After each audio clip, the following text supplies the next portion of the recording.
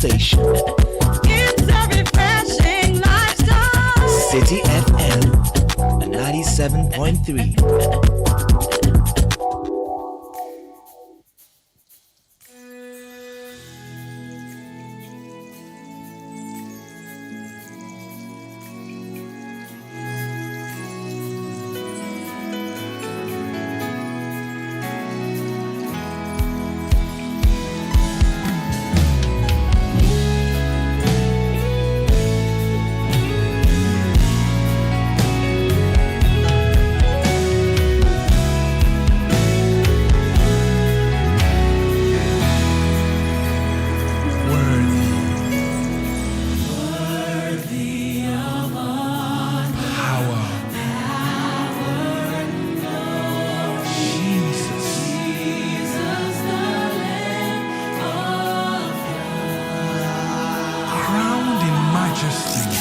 Unleashing the power of relevant radio.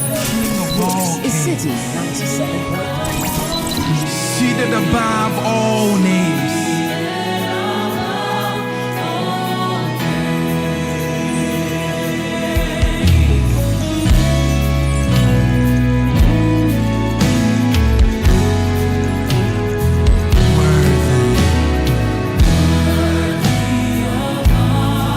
Power and glory. Jesus, the Lamb of God.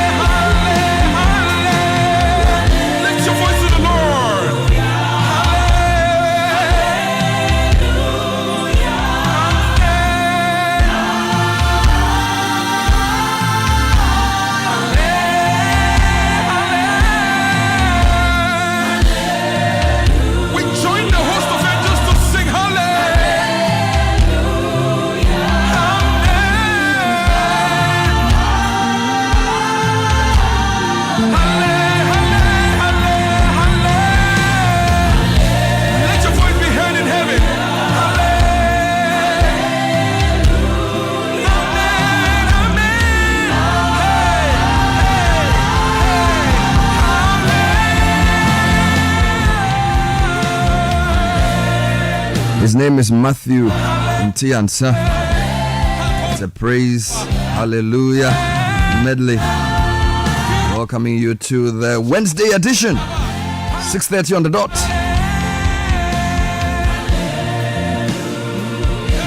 On this fantastic opportunity called the Citi Breakfast Show.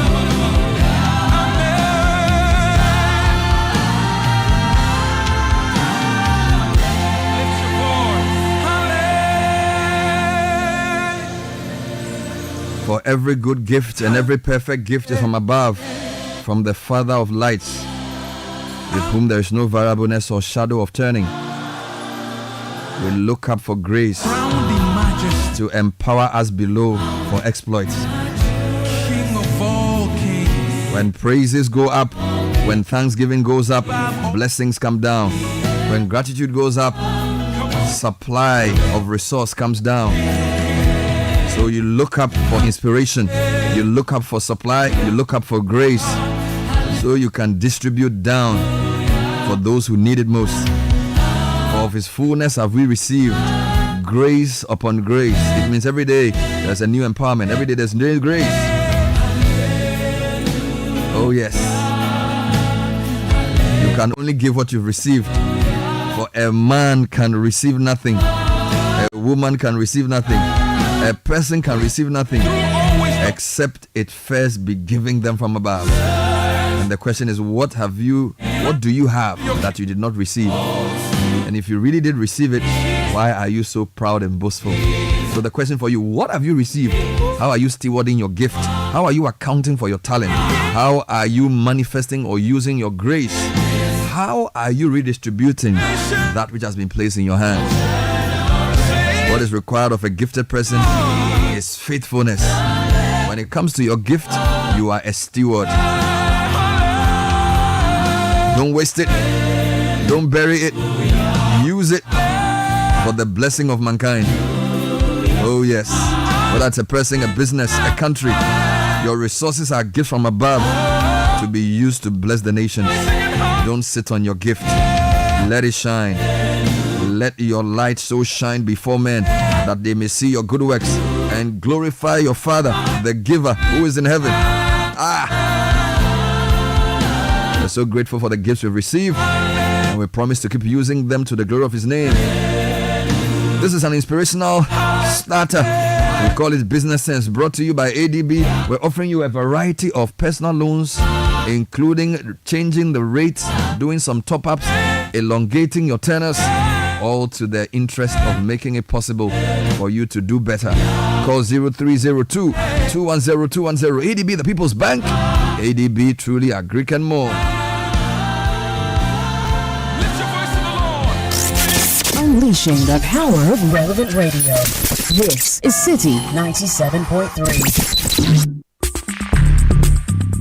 Join the conversation on the Citi Breakfast Show on Facebook at facebook.com/Citi97.3, Twitter at twitter.com/Citi973, and Instagram at instagram.com/Citi973 with the hashtag CitiCBS. This is the Citi Breakfast Show, the city's biggest conversation.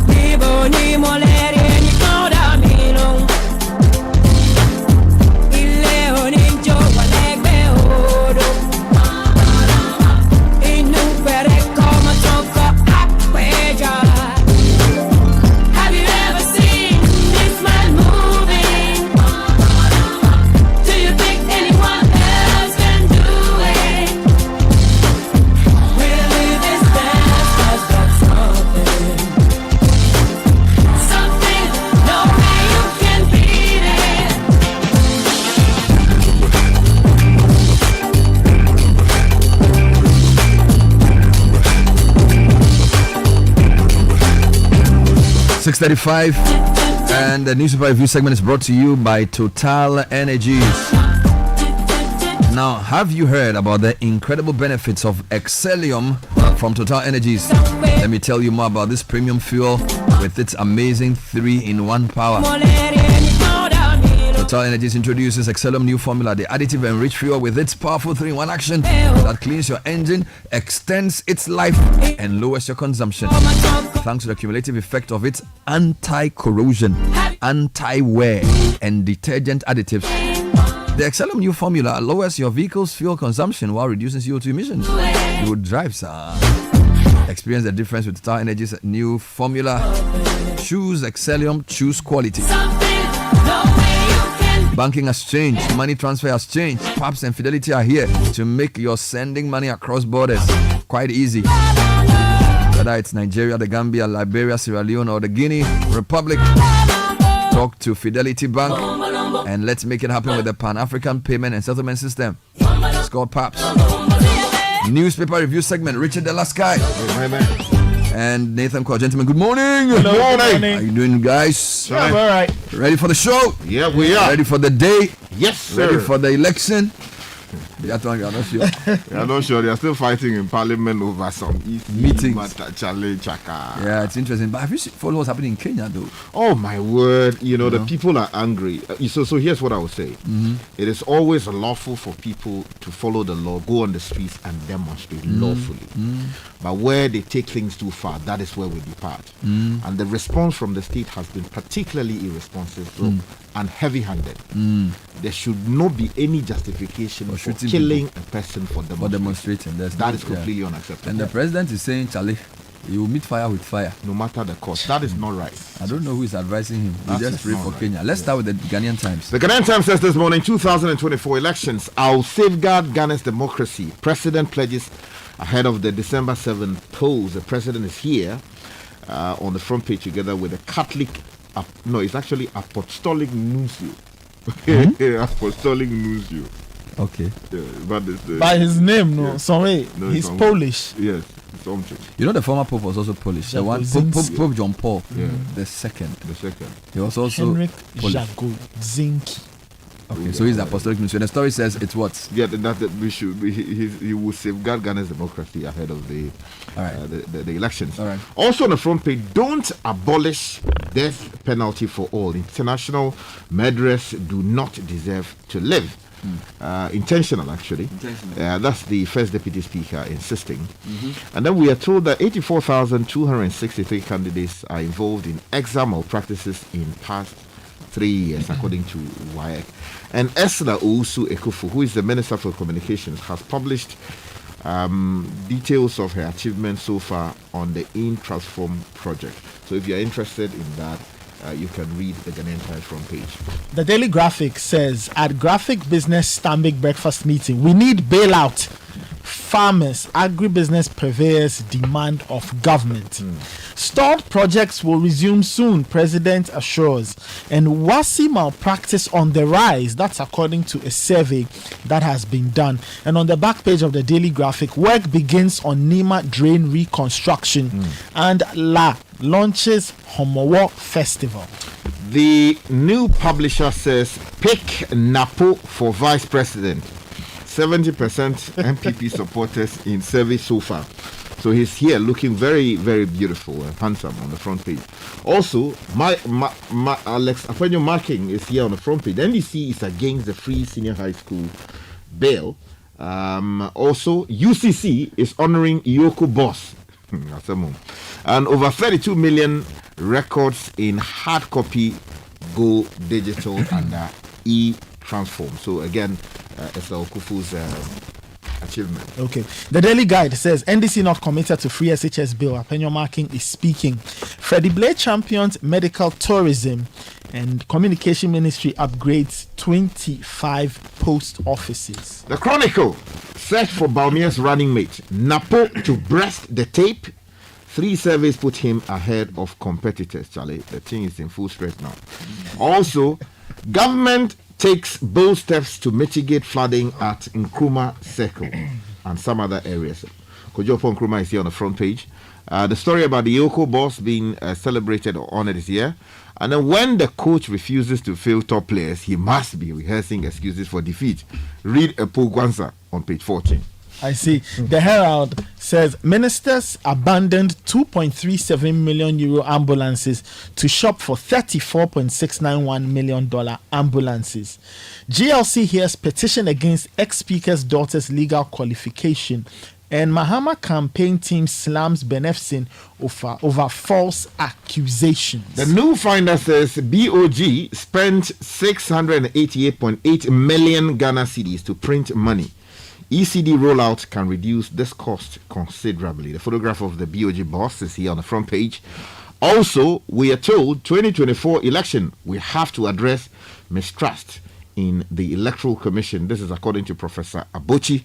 Some other stories here. The NEMA story is here, the drainage that they are working on. And MPP UK, YEF, raised £1.2 million to support Baumier's campaign. The Inquisitor newspaper is here, and it says Ghana's weak voice, trouble at RMU over decision to honor Sierra Leonean First Lady. There's also something on the Pentecost Church. It says Pentecost Church scrambles for turf in MPP. That's what the Inquisitor is saying. Okay. And Charity Bedawo named as Ghana's ambassador to Morocco. The Ghanaian publisher says Apenyo marking challenges minority over free senior high school bail. Again, the NEMA story is here on the front page. Minerals Commission refused Bole MP's claim against the minister responsible for lands. And Professor Kwesi Yanka writes, Poor Mahmoud, the sad plight of a happy man. The Informer newspaper also has something on the elections. It says CPP missing in action, and it's a question, and there are pictures of Dr. Kwame Nkrumah, Nana Akufo Sapon Nkrumah, and Sylvester Sapon Soprano, all on the front page of the Informer. Yeah, and they talk about Baumier's campaign getting a financial boost, and Papa V Cops jailed 9 years. Okay, let me take you to my final newspaper for this morning, Ken Crunchy's The Daily Searchlight. Tax waiver scandal, part 1. Chinese beneficiary company of MPP tax waiver evading millions of CDs at Tema. Charlie, these days there's some Charlie Ken Crunchy is gone off the rails soon. Also, my GTP will turn graduates into businessmen. This is a businessman. This is Alan Cash. And I've reduced the number of fishing trawlers in our waters. This is according to Hawa Kumsun, the fisheries minister. Finally, for me, the Republic Press, there's the tango in Parliament over free SHS. It's captured here. The president he assures economic recovery is on track, and aid fires back at critics. Mahama is incorruptible. Let me take you online for a few stories. Citi Newsroom is leading with the Gamanche. It says Great Accra will decide 2024 elections. Also, Kandapa is asking Ghanaians to stop attacking soldiers and other security officers. Peter McMahon says we must boldly end monetization of our elections. And then we are told that Labadi Beachfront was lawfully leased to my son. This is Freddie Blay being quoted. In other headlines, minority boycott parliament to sit at 3 p.m. on Tuesdays and Thursdays. And then we have traditional leaders demand compensation for persons affected by Kaswa Winneba Road project. So those are some of the stories on citinewsroom.com. There's also Kenya deploying military to address security crisis from the ongoing protest. Indeed, on that story, John Online says Ghana's High Commission in Kenya warns against travel amid unrest. In other stories, Ken Thompson says debt restructuring, nothing will change. Next 10 years will be rough. This is Ken Thompson, not Ken Crunchy. Meanwhile, cement manufacturers tell Katie Hammond, we don't need LI to regulate price. Resolve depreciation. This is the cement manufacturers speaking back to the Minister of Trade. Now, I just want to rush to Kenya for a few headlines. The main newspaper is like their graphic. The Nation says how Ruto's hardliners fueled anti-tax protests. All right?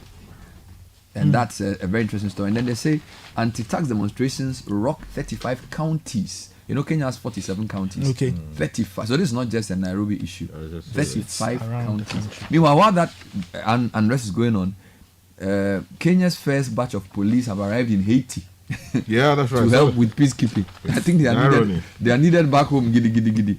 But that's the way things work in this world. Let's get into the details Okay, so let's go into the details. What are you starting with? Well, I think we should start with the front page of the Daily Graphic, where players in the agri sector, or agriculture sector, agribusiness say they need a bailout.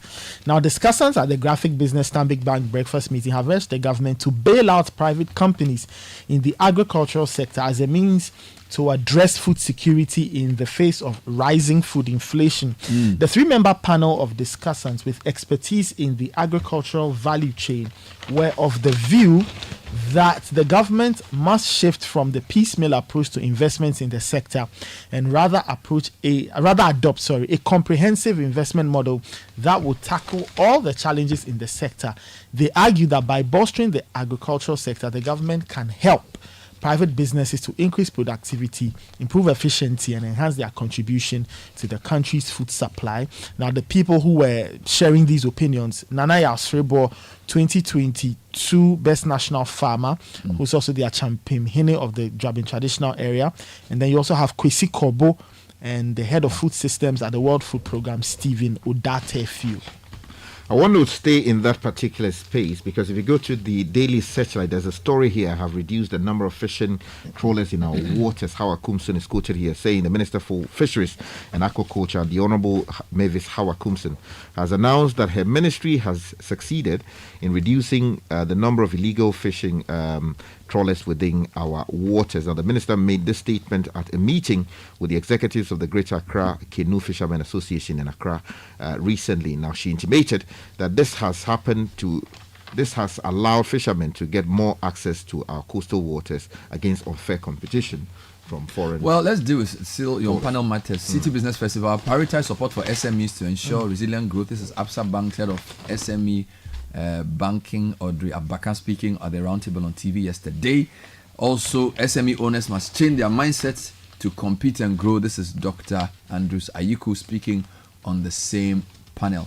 Now, I want to take you to a very important story on cement. We don't need LI to regulate price, resolve depreciation. Cement manufacturers tell Minister Katie Amon. This story is on my journal online. Now, the executive secretary of the Cement Manufacturers Association of Ghana, CMAG, is taken aback by the move by Trade Ministry to introduce an LI to regulate the price of cement products. Now, Reverend Dr. George Dawson Amwa insists that this approach by the minister to reduce prices is akin to putting the cart before the horse. According to him, his outfit was not even consulted before the proposal and therefore had no idea about what the draft document entails. Now, this follows a public uproar over the increasing price of cement. To address this, the minister laid a fresh LI which was vehemently opposed by the minority. Now, the NDC MPs are demanding that the LI go through pre-laying procedures before being formally laid on the floor.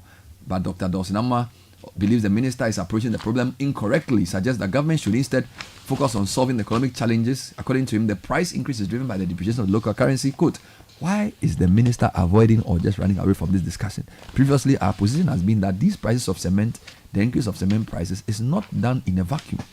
It is not just done because we know what is causing the increases. All right, let's get more details of some other stories. Okay, so let me take you to the Ghanaian Times, page 9. There is a story here. 84,263 candidates involved in exam malpractices in the past 3 years, Bernard. This is according to At BC or WASI or which? Yes, so let me give you the details. The story is by Anita Nyako Yurenche. It says a total of 84,263 candidates were involved in examination malpractices during the West Africa Senior High School Certificate Examination, which is WASI, right?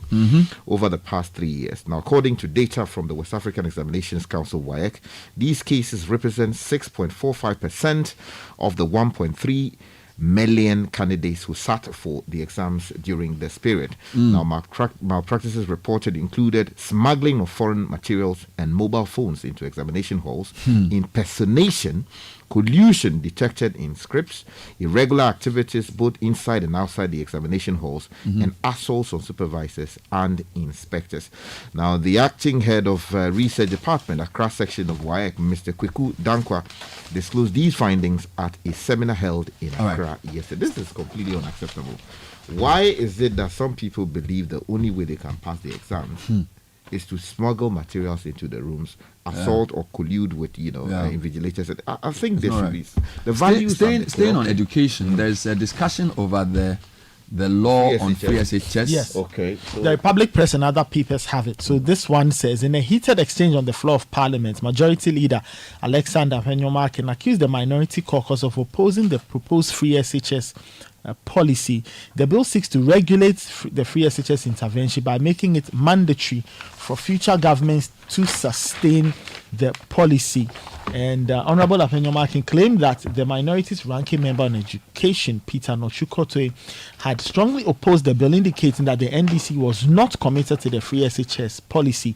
He challenged the minority to provide reasons for their opposition, stating that the provisions in the constitution regarding free SHS were aspirational and required a law to regulate the If policy. you come to City Newsroom, minority is denying opposing the bill. Clement Apaku is I think the deputy ranking member on that committee, speaking to journalists, basically said that, it's actually talking to Umaru Sanda, the deputy ranking member of Parliament's Education Committee, indicated that while the bill had not yet been laid before the House, the minority pledged their commitment to it. He stressed that the majority and the government should focus on addressing challenges in the educational sector instead of lying and misleading Ghanaians. So basically, he's saying that they've never been opposed to the SHS policy, so etc. We'll see how that thing pans out. Bernard, when let they me get stay on the with floor. social Just to issues. inform you though, that Parliament now has 2 new meeting dates. So minority will, because of the minority's issues with the leader and the court case, the majority leader announced that Parliament will sit after 3 p.m. on Tuesdays and Thursdays. Right? So this comes after the minority said it would boycott sittings on the days their leader goes to court. So majority leader announced a new arrangement that on Tuesdays and Thursdays they will sit after 3 p.m. as a result of that particular situation. let me take you to another social issue. The Finder has that story on page 5. We're told cancer patients stranded as Konfanoche Teaching Hospital. We've been following that doctors on CNN for the past 2 days. Yes, oncology services. Now, the management of the Konfanoche Teaching Hospital in Kumasi has expressed its disappointment over the strike embarked upon by some doctors at the Oncology Directorate to demand the repair of a broken down machine. Now, the oncologists laid down their tools on Monday, June 24 this year to protest the delay in the restoration of the LINAC machine required for the treatment of cancer patients at the Directorate. Now, the management of the hospital has described the action as needless and lack of appreciation of the efforts being made to restore the LINAC machine. Now, I think something has got to be done about this because we may well lose people. Meanwhile, medical lab professionals have resumed work. JNA is reporting that medical lab professionals have resumed work at the various facilities as directed by the Labour Commission on Monday, June 24. A visit by GNA to some facilities saw the professionals at post putting the equipment in place as well as engaging in recalibration to get the facilities ready and allow full operations from Tuesday. If you go to page 10 of the Daily Graphic, there's an opinion written by Elizabeth Ohene titled Coming Out of the Hotels. Now, for context, she's on... She's actually the head she's of the board. Yes, she's the head of the board or board chair of SNIT. SNIT, and she writes a very interesting piece there talking about SNIT, the hotels, and all of. In fact, you should read the last 2 parts. Yes, the last 2 paragraphs. Let me read the last 2 paragraphs. It says, I have seen no evidence in the records of past boards going to the government or the president to get permission to make an investment decision. The board did not involve the president, nor the minister, nor the government in the process. The act that governs SNIT makes no such provision, and I had thought it was in everyone's interest that the pension fund is kept away from government interference. Obviously, a demonstration is more sexy when it ends at Jubilee House, but I assure the honourable member for North Tongue he was out by a long shot. Well, it's not really about the president. The question is the considerations the board used to make that investment decision and whether it's in the interest of the public and the issues of conflict of interest, which I hope she addresses in the statement. Speaking of which, former MPP chairman Freddie Blay says his son Kwao Blay legally acquired the piece of land operating the Polo Beach Club from the La Traditional Council. Speaking to journalists in Accra on Tuesday, Freddie Blay said the land in question, which is quite close to the place, was not acquired illegally as being said by Norton MP Samuel Okujetua Blakwa. Here's a quote. The place was leased by the traditional authorities and you call it state capture. It is a lease for about 20 to 25 years. This stretch of land used here does not belong to the government and does not belong to the Labadi Beach Hotel, he said. All right, now let's do a few more stories.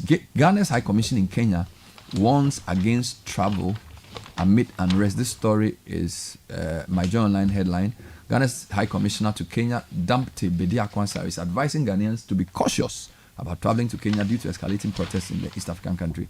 Protesters have launched what they call the 7 Days of Rage, with street marches against a controversial finance bill proposing new tax hikes.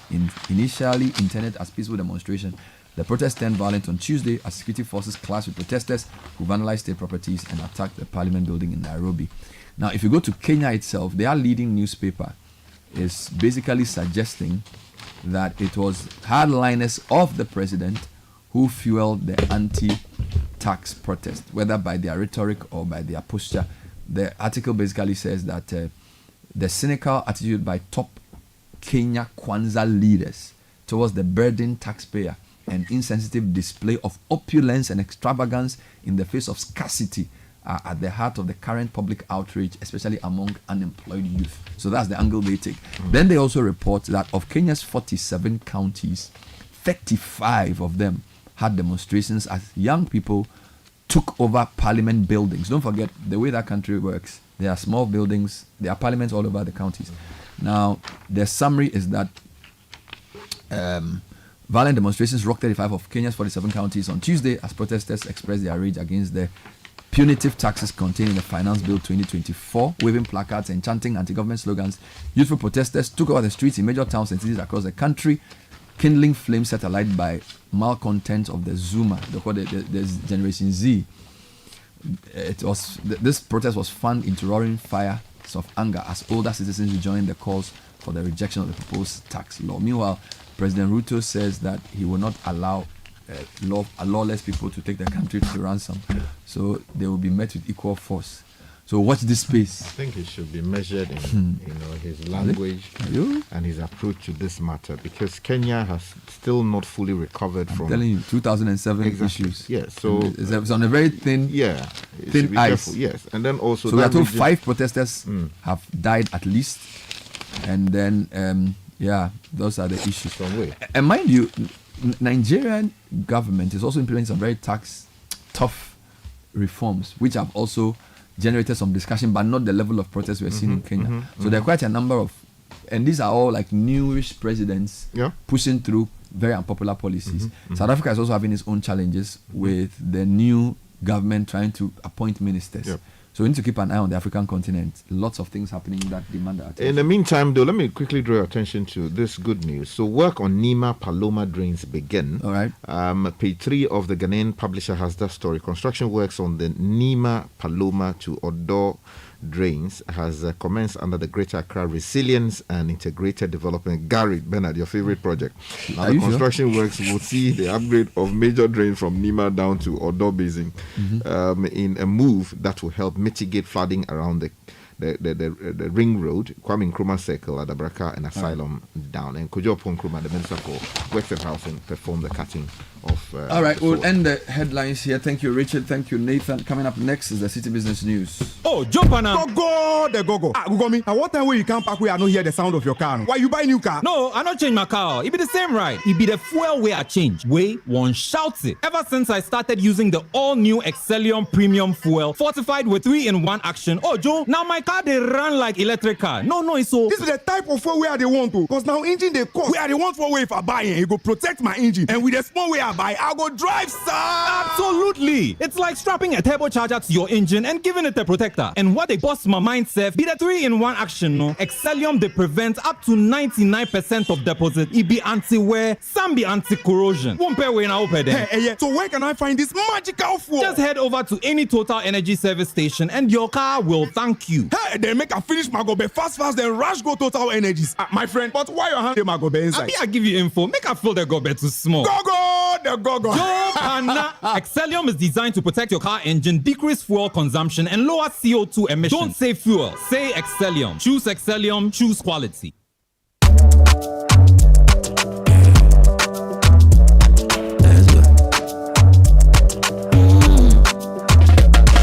My body, when you wake up in the morning, and you know the money calling. Oh, you go work. But you know it's I on your side. If I believe with us, if I hold my hand and believe, cause you know it's I on your side. And when you dream, no say I did for you. And when you hustle every day,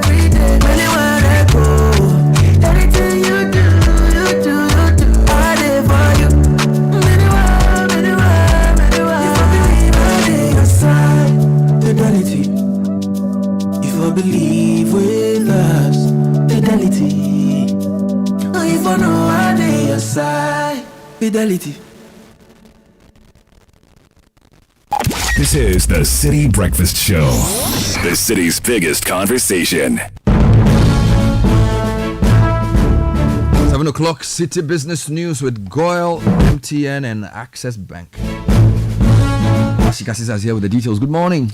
Good morning, Bernard. Hello and welcome to the breakfast edition of the City Business News, proudly brought to you by MTN, Goyle, and Access Bank. My name is Nashika Siza. Coming up, more banks may struggle with payment of interim dividends to shareholders, despite permission granted by the Bank of Ghana after progress made in their recapitalization efforts. Also coming up, government urged to effectively utilize resulting concessions after successful negotiation of debt restructuring agreement with official creditors and Eurobond holders. And later, trading associations oppose calls for their dissolution over claims of profiteering and undue monopoly in the retail space.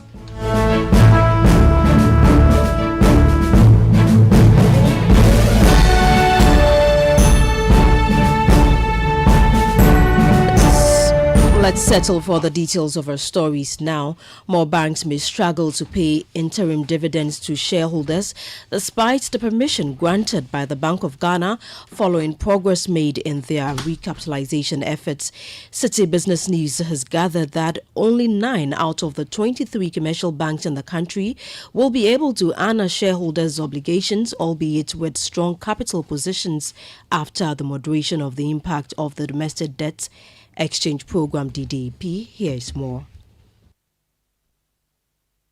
During the recent Monetary Policy Committee press conference, Dr. Ernest Addison, Governor of the Bank of Ghana, revealed that the banks with stronger capital positions have been permitted to pay interim dividends. This decision follows the directive issued to all 23 banks in the financial sector to suspend the declaration and payment of dividends and other distribution to shareholders due to the impact of the domestic debt exchange program, which eroded banks' profits. The banks collectively held more than 30% of the 83 billion Ghana cedis bonds involved in the swap for new instruments. The reduction in coupon rates and extension of payment terms under the domestic debt exchange program have resulted in substantial losses for these lenders. The new directive allowing dividend payment aimed to compensate investors, especially foreign investors who have suffered losses due to currency depreciation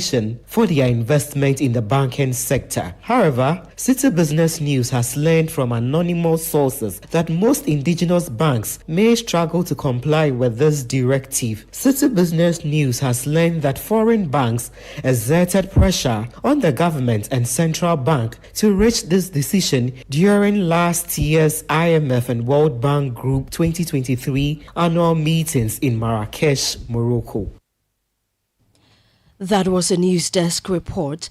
Now, with Ghana's successful negotiation of critical debt restructuring agreement with official creditors and a substantial portion of its Eurobond holders, the government has been urged to effectively utilize the resulting concessions. Under the agreement, Ghana's bondholders will waive approximately $4.7 billion of loans and provide cash flow relief of about $4.4 billion until 2026, when the country's current International Monetary Fund program ends.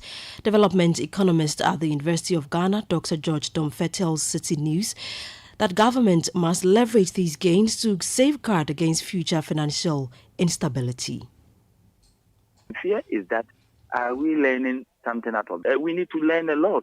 We need to find better way to make sure we generate more revenue. Otherwise, now the space has been granted, and I know when the space, we get the space like this, and our debt situation becomes better. This is when politicians are going to borrow more, because they do know that they always have to borrow to build roads, to put up some infrastructure, to give messages to their communicators. So the communicators will go from one radio station to the other to tell people we build this, we build that. I'm sure the era of saying we build that, we build that, we have to go beyond it. That was development economist Dr. George Domfe speaking there. Now, in the fast evolving digital era, mobile phones have become indispensable tools for everyday life. However, the cost of keeping these devices functional is rising sharply. When was the last time you bought mobile phone accessories, and how much did you pay for it? If you've noticed a spike in prices, you are not alone. Dealers in the capital are sounding the alarm over the detrimental impact of the city's depreciation on the importation of mobile phone accessories. As the local currency weakens, import costs are soaring, and these increased expenses are being passed on to consumers. Citi News' Daniel Sakiti has more in the following report. You're my tight friend now. Not for today. You're my tight friend. Just buy from me. Buy from me. Give me 50 cedis. Next time, if you come next time, by God grace. Next time, I've even that shoe. Sounds of bargaining with a phone accessories dealer, Chimezi Jovita, a Nigerian and myself, over the high cost of a phone case I intended to purchase. Well, if you can give, but next time, try and come. This is my shop. I'll give you 40. No problem. Previously, individuals wanting to protect their mobile devices from distraction or harm would have needed about 50 Ghana cedis at most for both a phone cover case and screen protector. But presently, Chimezi Jovita, who has been in the mobile phone accessories business for more than 5 years, says the business has become so challenging that dealers cannot afford to sell at such prices anymore. I get one of 50 cedis, I get one of 40 cedis. But if the person is my close friend, like my steady customer, I will just give him 30 cedis to maintain him. Okay, before, like last year we were selling 40 cedis, 40, but based on as the price increased from where we are buying it from, so we say it 50 cedis now. This price surge is not limited to phone covers and screen protectors. Items such as mobile phone chargers and earpiece have also seen a significant price hikes. Uche Peter, another phone accessories dealer, tells Citi Business News how concerning this development is, as customers resort to bargaining, which sometimes robs them of their profits. I will say something to give them better than the price. Yeah, they go talk in one price. If you reach, I say give them. If you not reach, then go. That was a report filed by Citi Business News' Daniel Sakiti. Now, trading associations are opposing calls for their dissolution over claims of profiteering and undue monopoly in the retail market. They have also rejected accusations of capitalizing on the current economic challenges to inflate prices and erode the purchasing power of consumers with the high cost of goods and services. The Ghana Union of Traders Association, GUTA, has strongly denied these allegations, insisting that the role of the union is solely to protect the interest of both traders and consumers. Clement Boatin is the first vice president of GUTA. As far as GUTA is concerned, we are living to what we are supposed to do, because GUTA on many occasions seems to be going up. GUTA have even come out to even appeal to its members to try and then reduce prices. Last year, when we found ourselves in this same situation, I think it was last 2 years, when we found ourselves in this same situation, when the city depreciated, the rate to the city went as far as 16 to almost 17 cities. GUTA complained, but then when it started to drop, and then it came to about 12 cities thereabouts, GUTA had to issue a statement to appeal to its members to reduce prices, because we always have the consumer at heart. You heard the first vice president of GUTA, Clement Boatin, speaking there. Moving on, local businesses need to develop professional partnerships and join support groups if they want to be export ready. That's the advice from Michael Koto, managing partner at the international consultancy firm Confidant. According to him, the refusal of businesses to be part of other exporting networks is a major threat not only to the competitiveness of Ghanaian firms, but also to the country's preparedness to promote locally produced products. Speaking during the honors series of the 2024 Citi Business Festival, Michael Koto highlighted several areas that small and medium-sized businesses should focus on to be export ready. At the end of the day, it's a product you want to sell. So the question is whether your product is ready for export. There are many dimensions to that. Basically, you need to have a product that is a quality product, has been certified. The product must be doing very well in the local market already. You need what we call market information. Market information about the export market that you want to export to. You cannot be export ready when you don't know the different possible export destination markets that could have demand for your product. And the last one, I think, is what I call the support system. It's important to be a part of various export networks and support systems. You can't do it. It's a collaborative process. In the case of Ghana, there are institutions like GEPA that have been established. Ghana Export Promotion Authority that has been established, to support exporters. If you're not a part of these networks, these associations, your trade readiness may not be up to scratch. Michael Kotor is a managing partner at international consultancy firm Confident. The full conversation with Michael Kotor on the topic export readiness of SMEs is later this morning at 9 on the Citi Breakfast Show.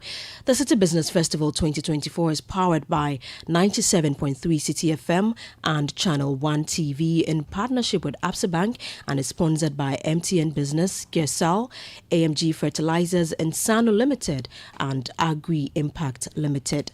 Now, on the interbank foreign market today, the dollar is selling at 15 cedis, 80 pesos. The British pound could be sold to you at 19 cedis, 80 pesos.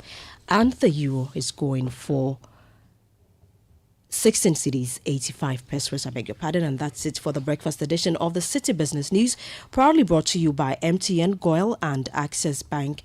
My name is Nashika Caesar. Many thanks for your time. Do have a great business day.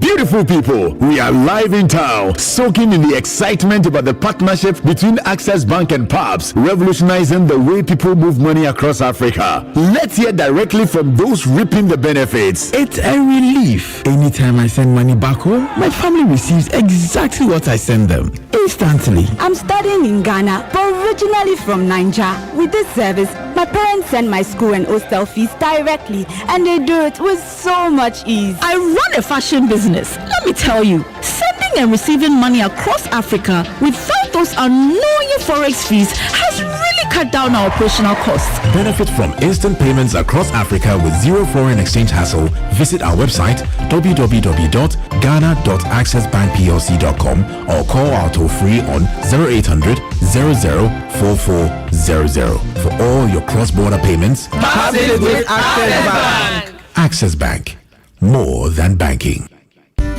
Good energy hits the road with exciting choices to energize your ride, giving you more options to take you further. Watch this space for your choice.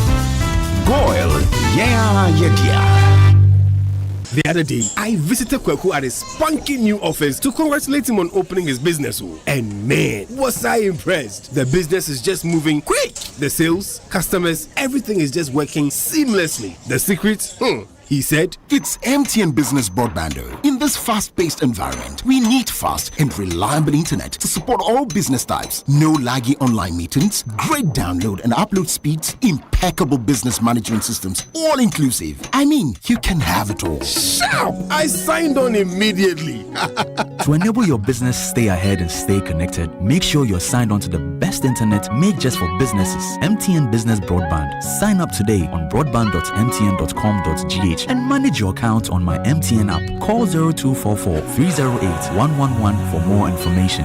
We are good together everywhere you go.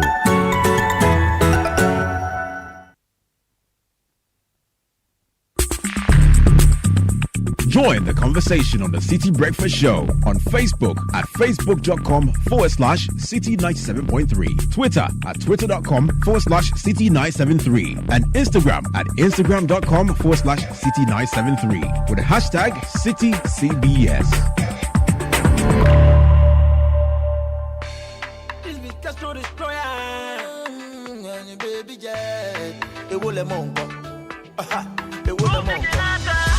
Check away, say move front and stand up back and wine and then so business.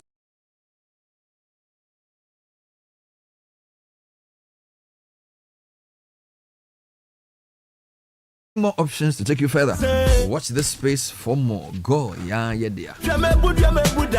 Also sponsored by Access Bank. Let's help you check your dream locations off your bucket list. Make your travel dreams a reality with Access Bank. Our aviation and hospitality desk, designed with you in mind, will help you book and pay for your tickets, secure your travel insurance, and enjoy our Fly Now, Pay Later short-term loan facility. So wherever you want to go, we have connections with Emirates, South African Airways, Air Peace, or Africa World Airlines.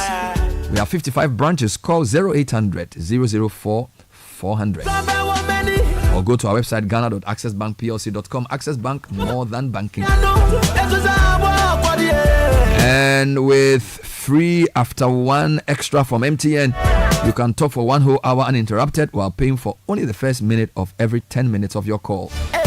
Which means for every 10 minutes you talk within the hour, you pay for only the first minute, and you get to talk for 50, 60 straight minutes with no interruptions. To subscribe to MTN free after one extra, dial *550 hash.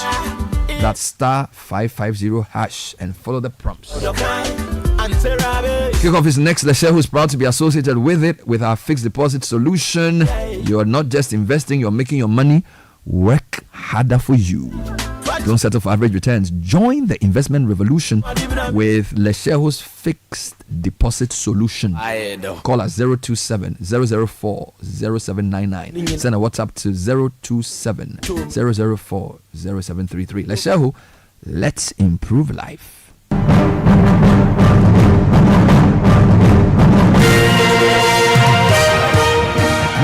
simple, wasn't it? Via a pretty circuitous route. Baumgartner.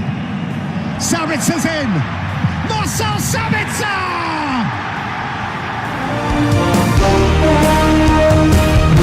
Kickoff is next.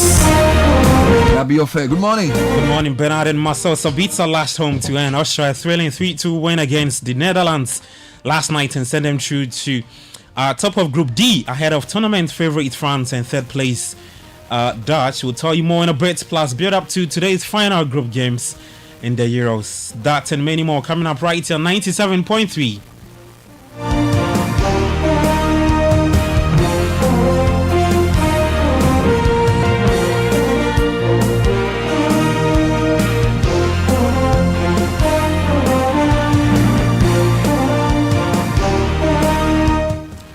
All right, many thanks for choosing Citi 97.3. We start off from Parliament, where Minister of Youth and Sports Mustafa Yusuf has stated that hosting the 13th African Games in Ghana has significantly enhanced the nation's sport facilities and elevated its standing among African countries with top-notch multi-purpose sports venues. Now, in his address to Parliament yesterday, Mustafa Yusuf reported on the outcomes of the African Games, highlighting government investment in sports infrastructure for the event has positioned Ghana as a preferred destination in Africa for international sports events. The facility at Baltimore, especially the aquatic center, is one of its kind in the whole of Africa. This has positioned Ghana as a preferred destination to host and organize international competitions and tournaments. We have already received requests from several international sports bodies seeking to host international sports events in Ghana. For example, the Commonwealth has been in contact wanting to host the Commonwealth Youth Games in Ghana. Recently, an international athletics championship was held in Ghana, and thanks to his excellent facility, Ghana has just won the bid to host the 2026 Africa Athletics Championship here in Accra. These are all the legacies of hosting the games, and the benefits are enormous, and it has propelled our country high among other leading African countries with the best sports infrastructure. This is what His Excellency the President of the Republic, Nana Addo Dankwa Akufo-Addo, envisaged for our country. All right, Mustafa Yusuf also detailed plans for the upkeep of the facilities, announcing that the University of Ghana will take over the management of its own facilities. Meanwhile, the Baltimore Sports Complex is set to be transformed into a University of Sports Development. The Baltimore Sports Complex is currently being managed by the National Sports Authority under the Ministry of Youth and Sports in the interim. However, the ministry has received a proposal from the private sector partnership to manage the facility. the University for Sports for Development. As we announced before the construction of the Botswana facility and the commencement of the games, government intends to convert the Botswana Sports Complex to University for Sports for Development. Long-term sustainability of this ultra-modern facility. The university will not only serve Ghana but also the sub-region. In this regard, a cabinet memo has been prepared and it is on its way to cabinet for approval. Once it is approved, Mr. Speaker, I will return to this August House for approval of the new University for Sports for Development.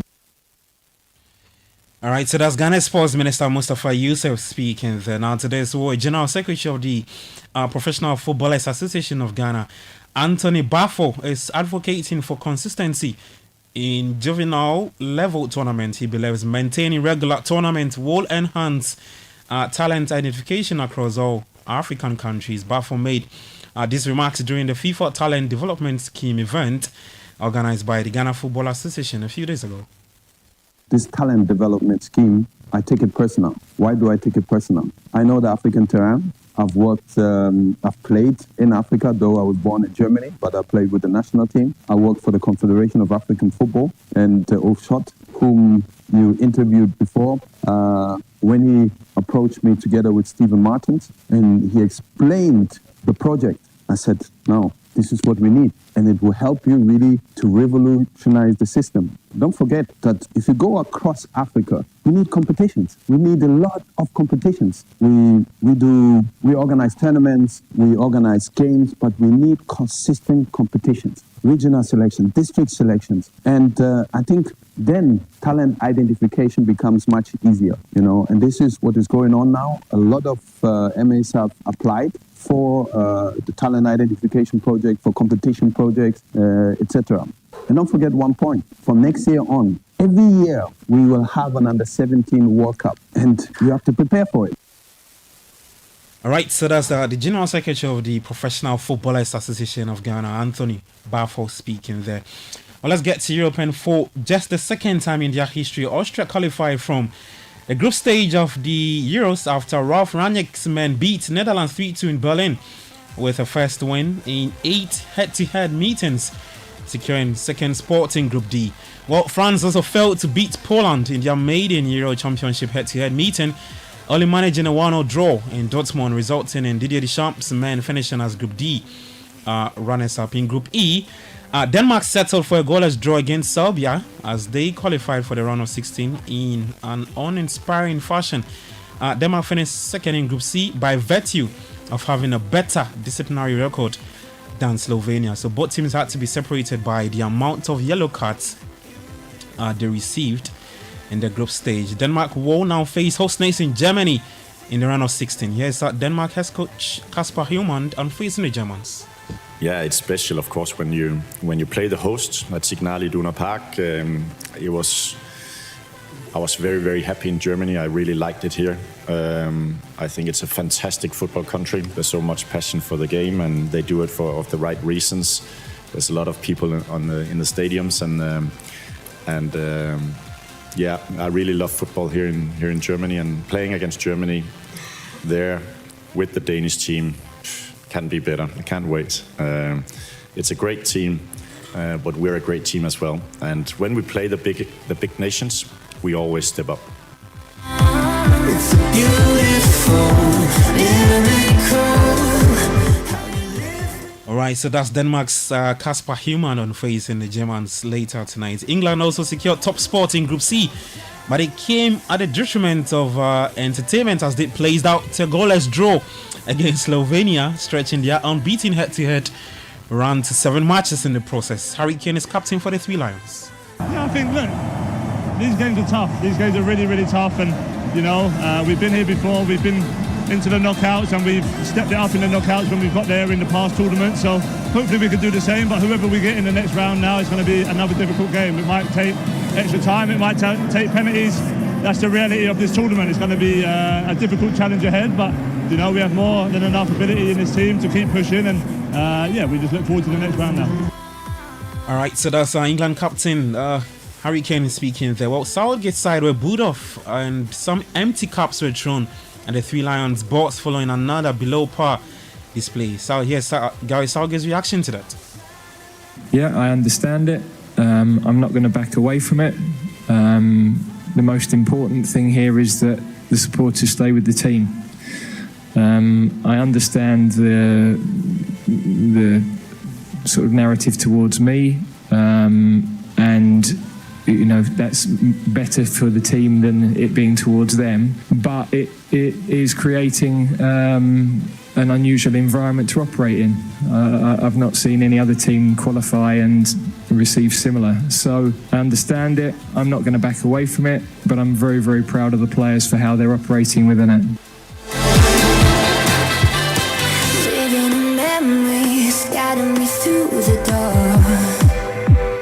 Alright, so that's England boss Gary Southgate speaking there. So that's it for the Euros. Now to the USA now, and for result 4 from the ongoing Copa America. Argentina and their 21st win in 22 internationals as the Copa America holders beat Chile 1-0 at the MetLife Stadium in East Rutherford, New Jersey, to qualify for the quarterfinals. The Argentines left late, and that goal came from Lautaro Martinez in the 88th minute.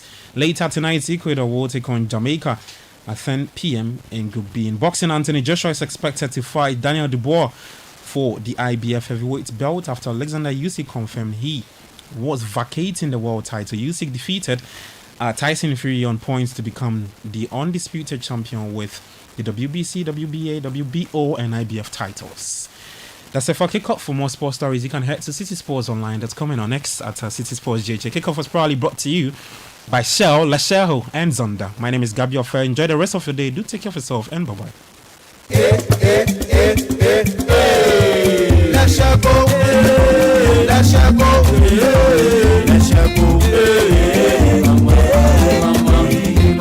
If you need unique services, innovative financial solutions, we deliver on our promise, cause we are number one.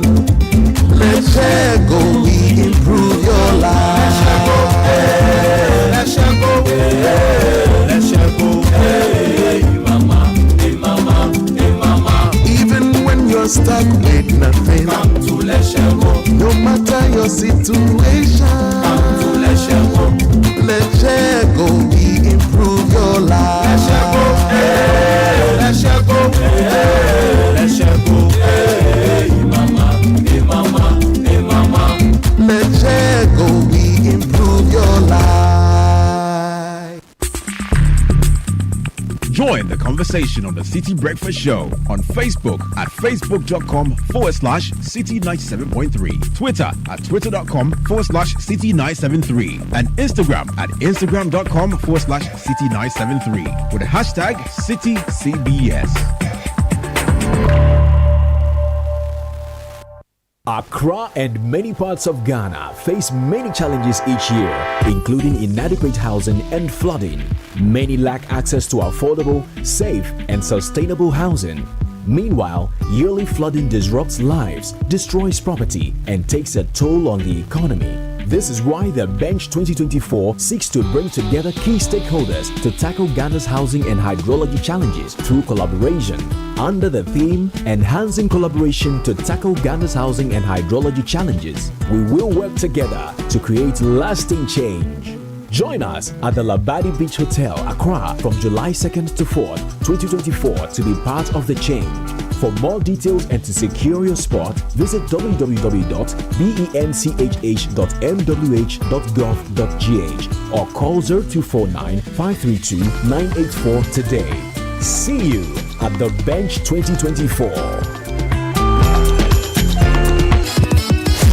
Is your essay ready? Have you already submitted it? In 2024, who will be crowned the new champion? We're getting closer and closer to the deadline for submission. As a JHS student, don't miss out on the opportunity to win a whopping 10,000 Ghana cedis and an entire year of bragging rights for being the very best JHS student in Ghana. Additionally, you get to have your voice and thoughts heard nationwide nationwide as you contribute to national discourse. Here's how to join the Literacy Challenge 2024. In not less than 600 words, write about the role of the youth in shaping the future of Ghana. What changes would you like to see, and how can young people contribute to making them happen? Scripts must be in your own handwriting. Script must be endorsed by a parent. Add your full contact details. Deadline Saturday the 13th of July 2024. Submit entries to the front desk of Channel 1 TV or Citi FM, or send it to P.O. Box GP 14123 Accra Central. For inquiries, call 0205 973 973. The Literacy Challenge 2024 is powered by Citi FM, supported by Channel 1 TV,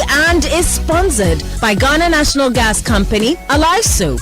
Feel fresh, feel alive. From the House of Wilma Africa Limited. Fortune spread for bread. Yummy, delicious, always on point. Another quality product from Wilma Africa Limited. Ruby Biscuits by M4 Foods and Prospectus Ghana Limited.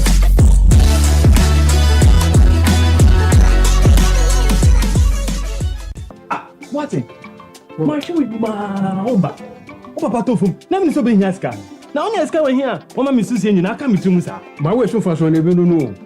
A woman should say, Mono, which me the Bushenia, only 74 years. Ebeka, said about Assem 2 said Assem 2 Mia, we need to 2 and count them. Sikefia, Michano Busumiano, a sofa so no. Before my pet, you know, mobile memoir, and it's so be a bomb about you. Baby dinner, Yena and Faso. Monsieur Wakai say, Ora Boating. So I'm funny, Papa. I share my way insurance no more. And come for today when you I say, I bring obey my way insurance no. What do boost your name up tobacco ever sheso? Everything I will hear Ukunu, me, Papa, Unia, and now ba. Nipa be our dinner back on no send upon one tiashi. For phone, net dial is *165#. Oh, MTN so sincere. Send you my way. Cause no way.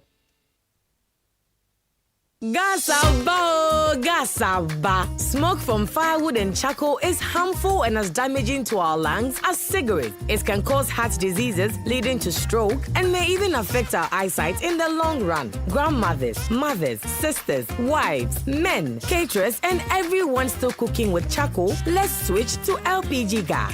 The National Petroleum Authority has introduced the cylinder recirculation model in collaboration with local partners to make gas more accessible in all local communities. Whether you own a cylinder or not, join our CRM initiative. Simply show up at any exchange point near you with a small down payment to receive a filled cylinder or swap your empty one. Regular safety checks will be in place. Say a bisa musemo or gas. Afe die gasaba. Switch from firewood and charcoal to gas for a better and healthier life. This message is brought to you by the National Petroleum Authority and the Ministry of Energy.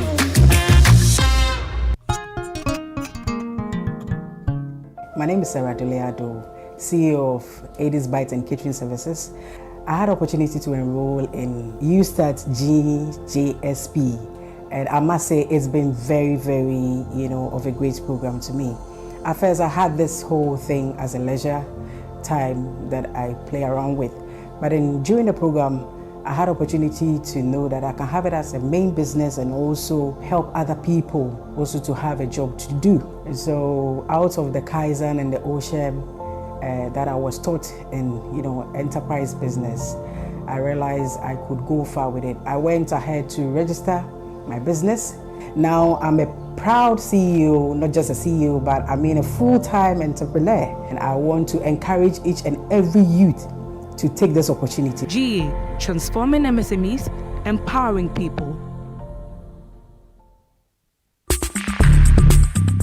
Join the conversation on the Citi Breakfast Show on Facebook at facebook.com/Citi97.3, Twitter at twitter.com/Citi973, and Instagram at instagram.com/Citi973 with the hashtag CitiCBS.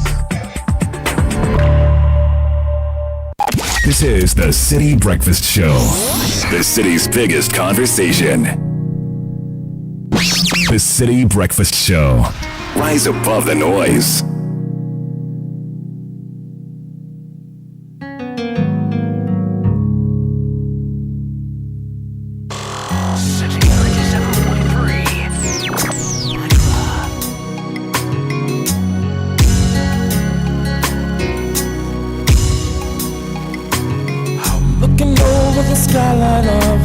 city. Loud quiet nights in the midst of crime. Next door to happiness lives sorrow, and signals of solution in the sky. A city of justice, a city of love, a city of peace for every one of us. We all need it, can't live without it. A Gotham City, oh yeah. Sleeping awake because of fear, oh yeah. Children are drowning in their tears. We need a place where we can go, a land where everyone will have a hero. A city of justice, yeah. A city of love, a city of peace for every one of us. 'Cause we all need it, yeah. Can't live without it. A Gotham City, yeah, yeah. A city of justice, yeah. A city of love, a city of peace for every one of us. 'Cause we all need it, yeah. Can't live without it. A Gotham City,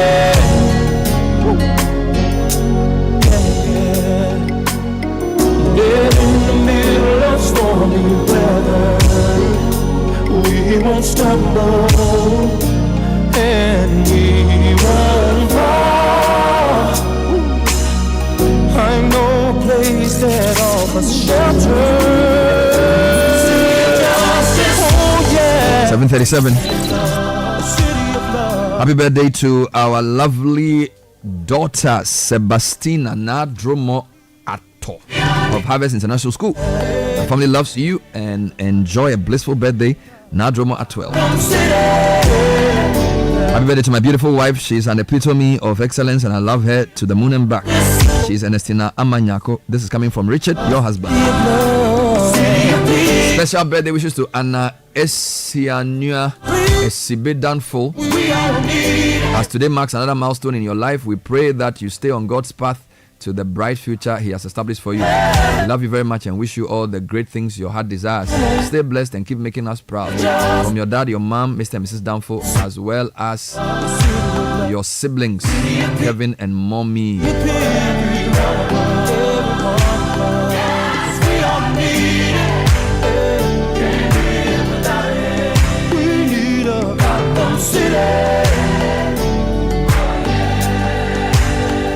This summer, experience the perfect holiday getaway courtesy of your Zenith Visa card. Spend a minimum of 3,000 cedis in at least 5 transactions with your Zenith Visa card and win an all-expense paid trip to the Olympic Games in Paris. Also up for grabs are other consolation prizes. Don't be left out. Make it a memorable summer with your Zenith Visa card. For more information, visit zenithbank.com.gh. Terms and conditions apply. Zenith Bank in your best interest. We need a place where we can go.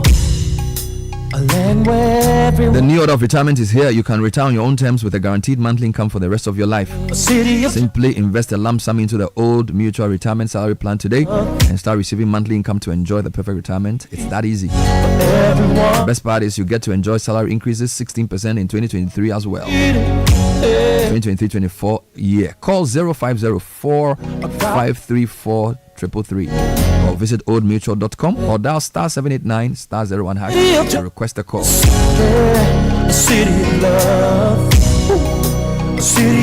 And there's an exciting new chocolate beverage out there on the market from the producers of Cowbell. Permit me to introduce to you Twisco, a chocolate food drink with a blend of premium cocoa powder enriched with N-Effort, a combination of energy boosting minerals and vitamins including B vitamins, vitamin C, D, iron and more.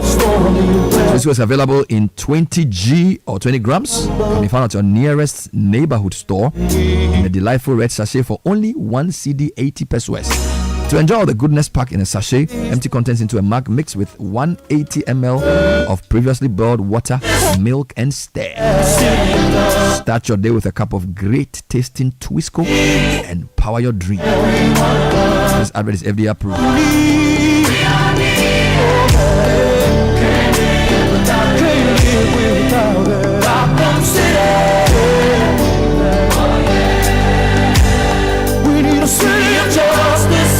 So the big question this morning is, Kenya is I'm not going to say it's on fire, but Kenya is going through a lot of things. So yesterday, angry young people stormed the main parliaments of their major counties in anger over a new law that really raises tax levels for the citizens of Kenya.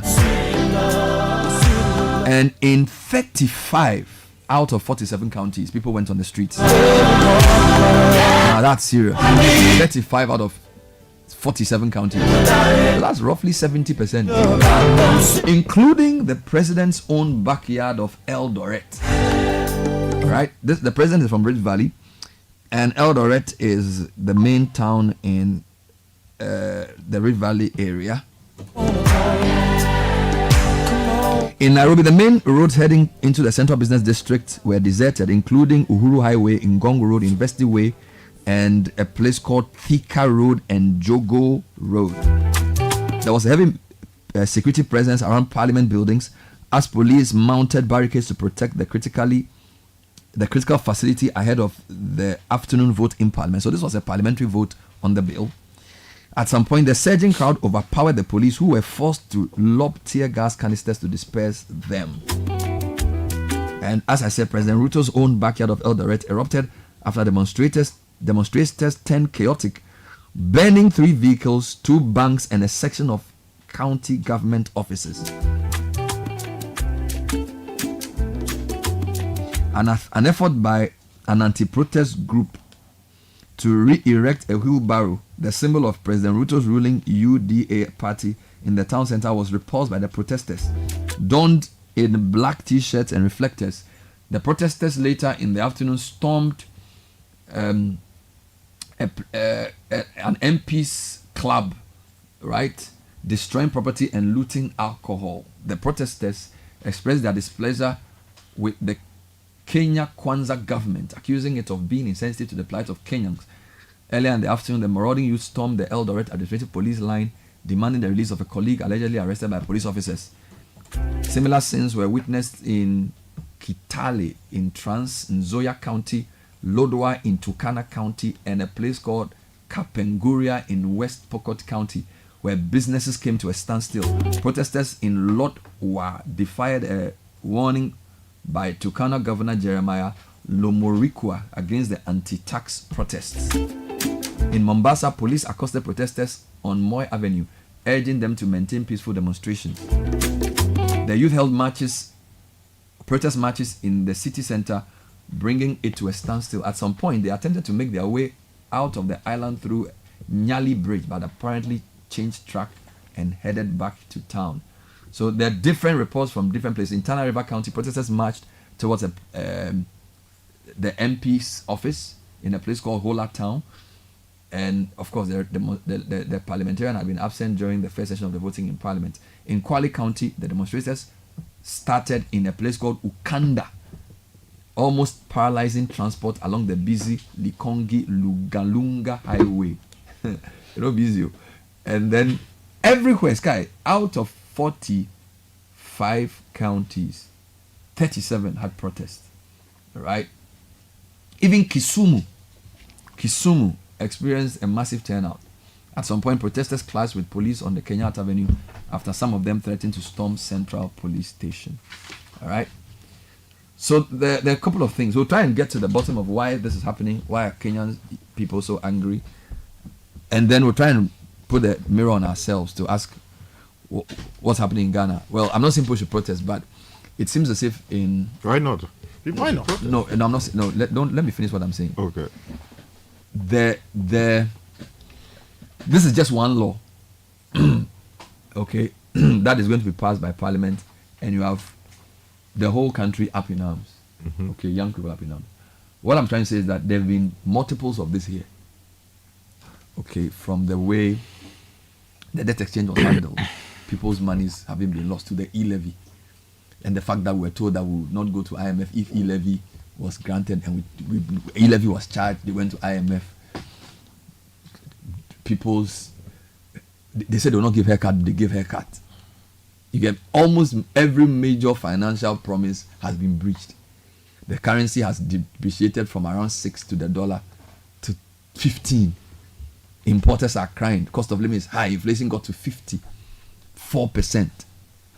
Yet we didn't see any serious protest. All right. So I'm just basically saying, is it that Ghanaians are different from Kenyans?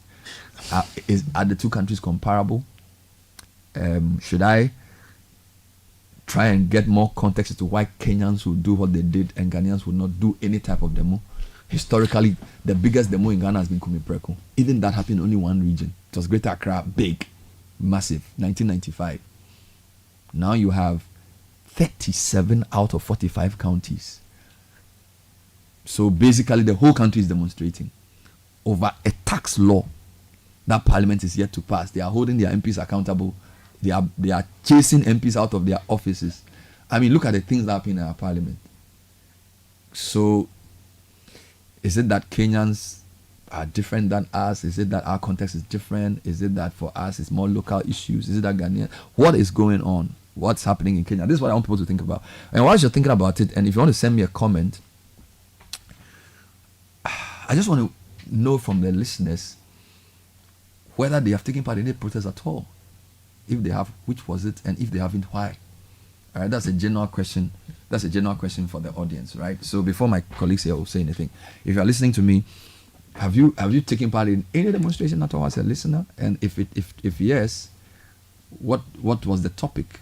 What was the issue? Was it a local demo on roads? Was it a national demo? And why? Why did you take part in it? If you haven't taken part in a demonstration, why have you not? All right, why have you not? I just want to know. So this is more like everybody is contributing some. All right, so time check is 7:47. We'll run through this for a few more minutes. So send me a voice note if you have taken part in a protest in Ghana before. Tell me about which protest was it. If you haven't, why? Because almost all of you who listen complain about something. I mean, one of the things I know about our listeners is that they always have something on their mind. You know, so they complain about many things. Why have you not taken part in a demo before? Or why have you taken part in a demo if you have? I want to know.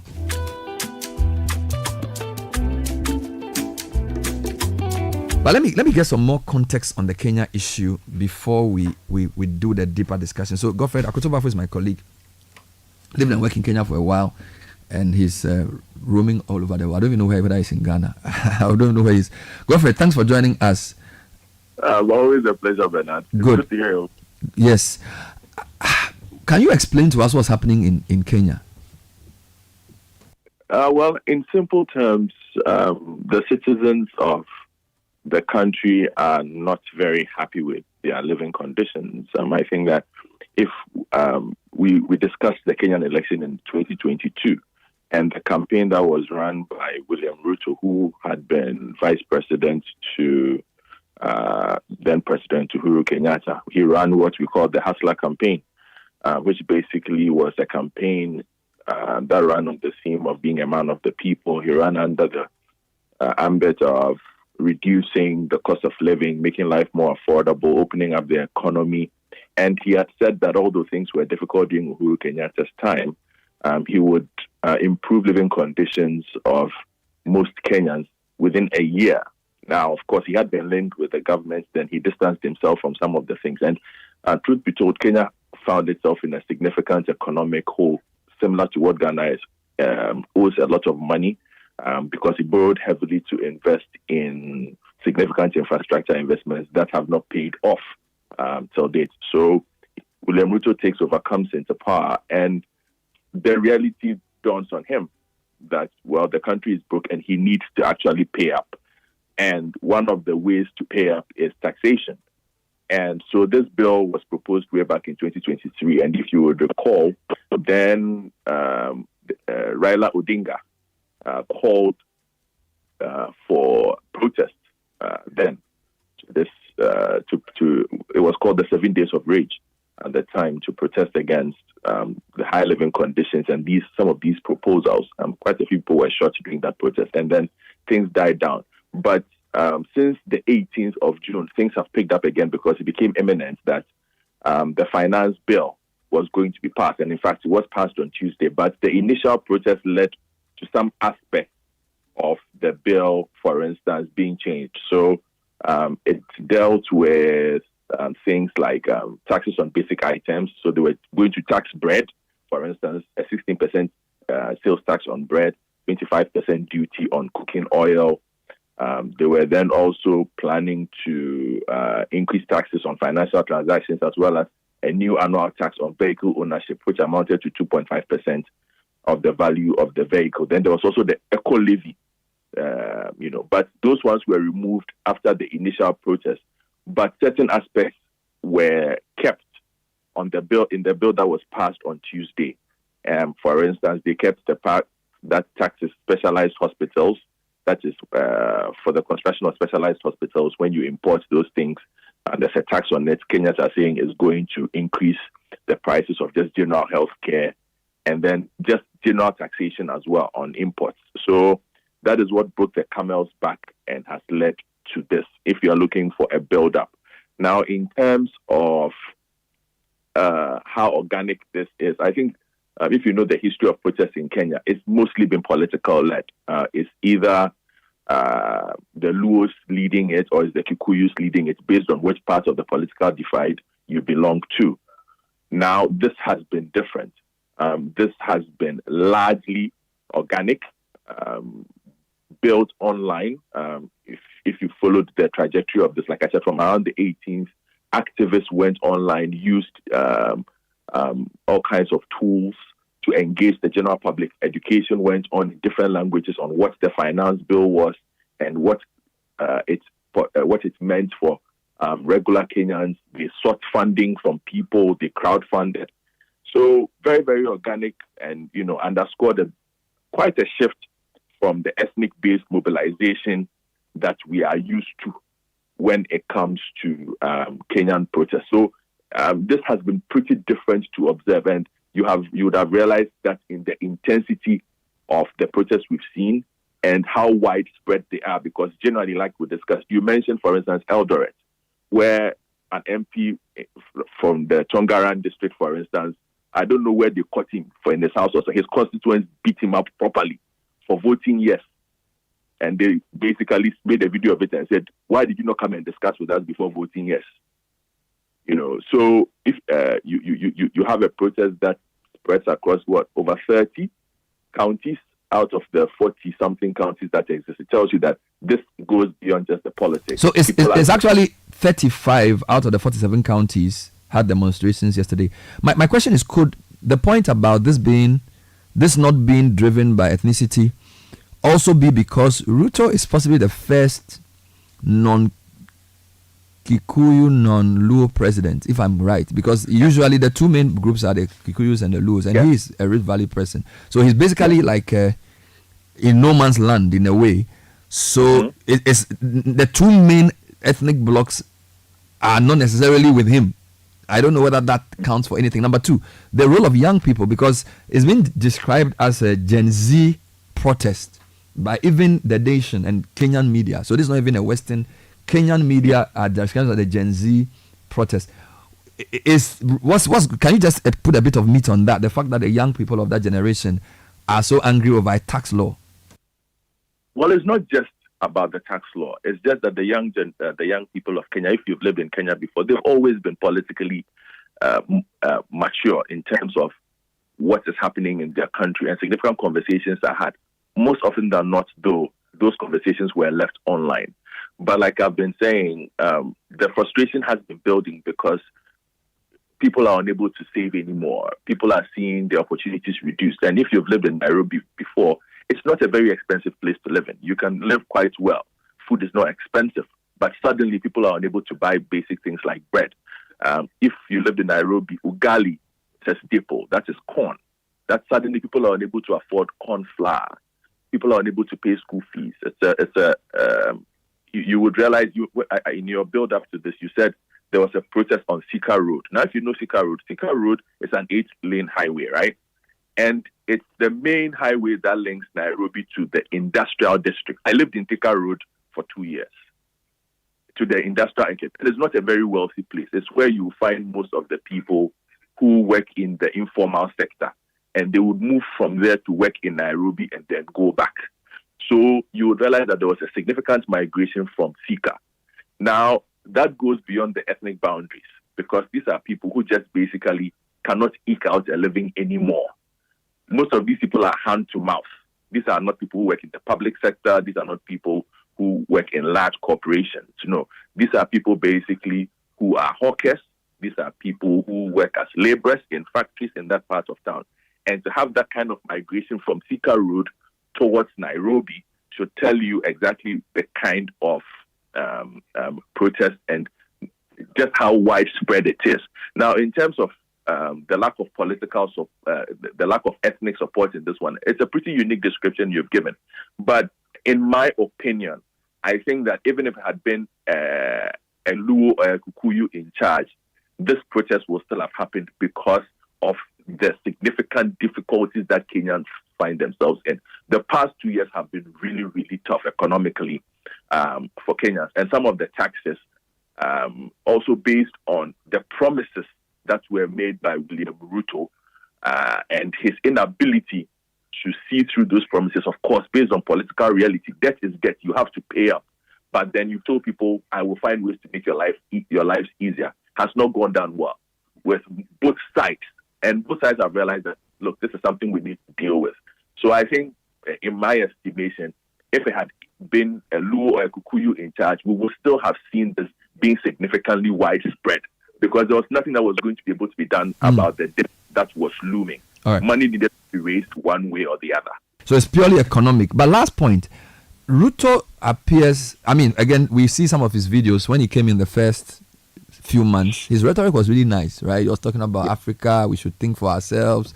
And of course, we in Ghana, it's easy to watch a president of another country and say he's doing well because he sounds right. Did the Kenyan people get enamored with him the way some Ghanaians were? And is it that his stance is worsening things? I mean, is he what kind of person is he? Because again, I've heard him say, I think yesterday when he addressed the nation, that he will meet fire with fire. You get me? So what can you decode Ruto for me and his role in this? Well, I mean, if you know the political history of Ruto, from his history with the ICC and back in the last election, politically, he's somebody who is not afraid of the fire. He exudes a certain calm confidence, he knows how to speak, he's a good orator. And there are a lot of people who genuinely believe that he wanted to make a difference. But that does not also hide the fact that, look, he was linked with the Kenyattas for a very long time, benefited significantly of it, was heavily investigated for corrupt activities, particularly with the construction of a large dam where it came to the public for that, some amounts of money had been paid to him to enable contracts to be paid. But be that as it may, Kenyans just wanted a split, and he found a way to enter, the political psyche of Kenyans with his hustler campaign. And Bernard, I cannot underestimate or downplay just how important that was, which is perhaps reflected in the frustration that we see now, because he genuinely told people that, look, I am from you. I came from you. I will make sure that you benefit. It is no longer going to be about the political elite. Political clientelism is going to end. I am your man, which is why he called this the hustler campaign. And a lot of people bought into the hustler campaign, should be told, which is why he won the election the manner in which he won it. So for this person, whom a lot of Kenyans repose that kind of faith in, to suddenly turn around after a year. He came into power in 2022. By 2023, March, April, we already had protests. 24 persons died during that protest. And it was because of the economic situation. But that was called by Raila Odinga and mostly happened in his part of the country, the western part of the country, where he's almost a monarch. But this is very different, okay? People are saying, this is not what you promised us. And I guess the responses we had from Ruto yesterday, where basically these persons who are protesting are basically being branded as almost traitors to the state, was a bit surprising, but also perhaps affirms the discomfort that this has given him, because he now has to face the stark reality that perhaps he's not as popular as he thought he was, and his decisions, no matter how prudent he thinks they may be to keep the country sane, have not been in line with the promises that he made. And activists on the street, protesters, are basically saying, live up to the political promises that you made. Wow, thank you. We really wish we could talk more, but I know you have to go. So thank you, Godfred. Always a pleasure. Hope to talk to you soon. That's Godfred Akotobafo, formerly on the Citi Breakfast Show, still in the media, lived and worked in Kenya, giving us some context. Let me make a quick correction. So William Ruto is not the first non-Luo, non-Kikuyu president. Ghana Arap Moi was a Kalenjin, which Ruto also is. But after Arap Moi's departure, most of the presidents that have come in have been Kikuyu. But that's an information I just had to put in.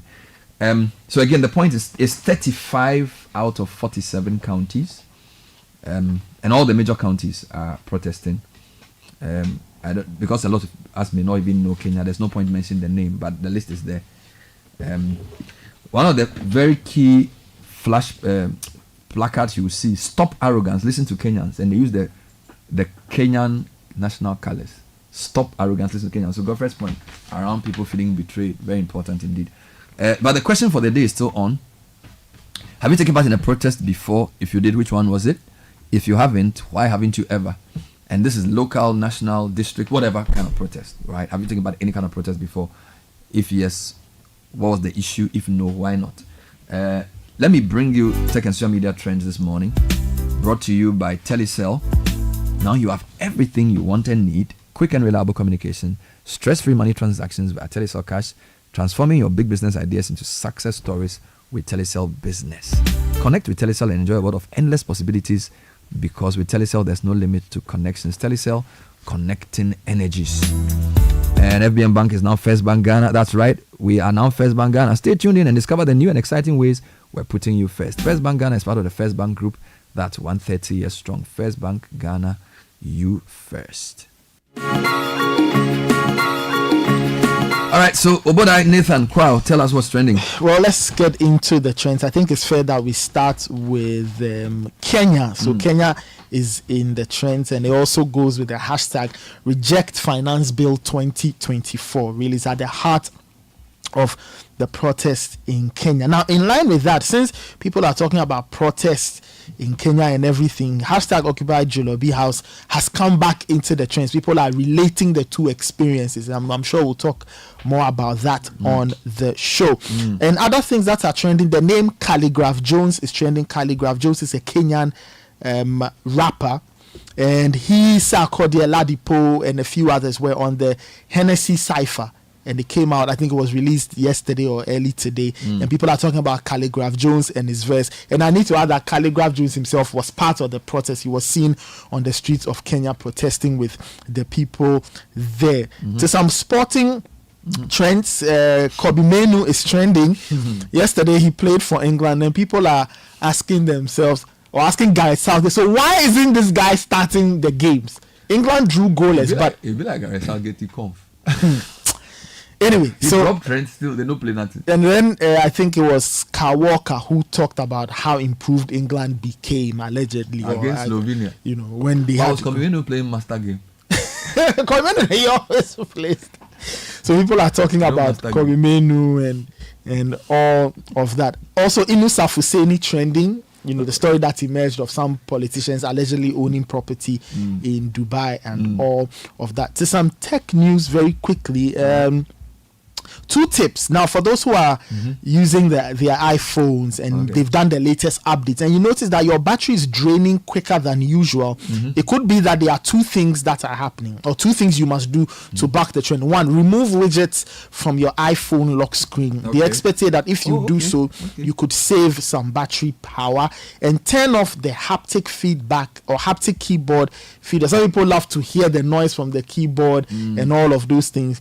They say you turn it off, because the experts say that also has an impact on your battery. So a bit of a tech tip this morning. And that was Nathan for Tech and Show Me That Trend.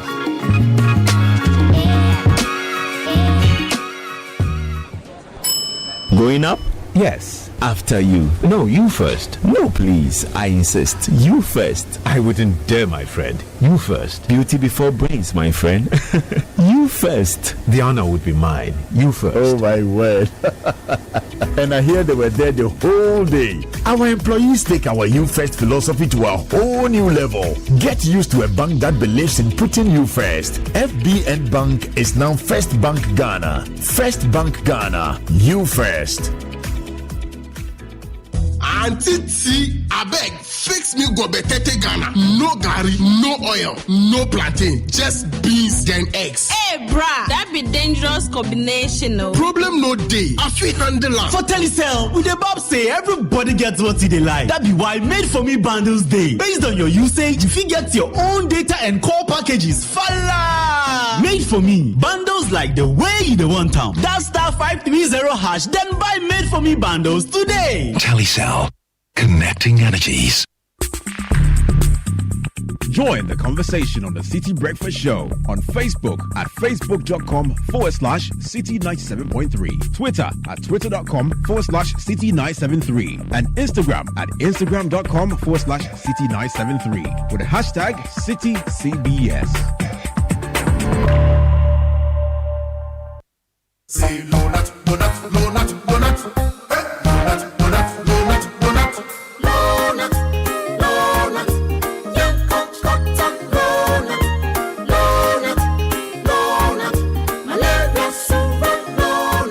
Everybody follow not sa malaria. A 3D till no not now. Won't malaria chill. Popo. What we need? I want the no not. A dabako. No not. A damienu. No not. A damiensa. No not. No not. Scatter malaria.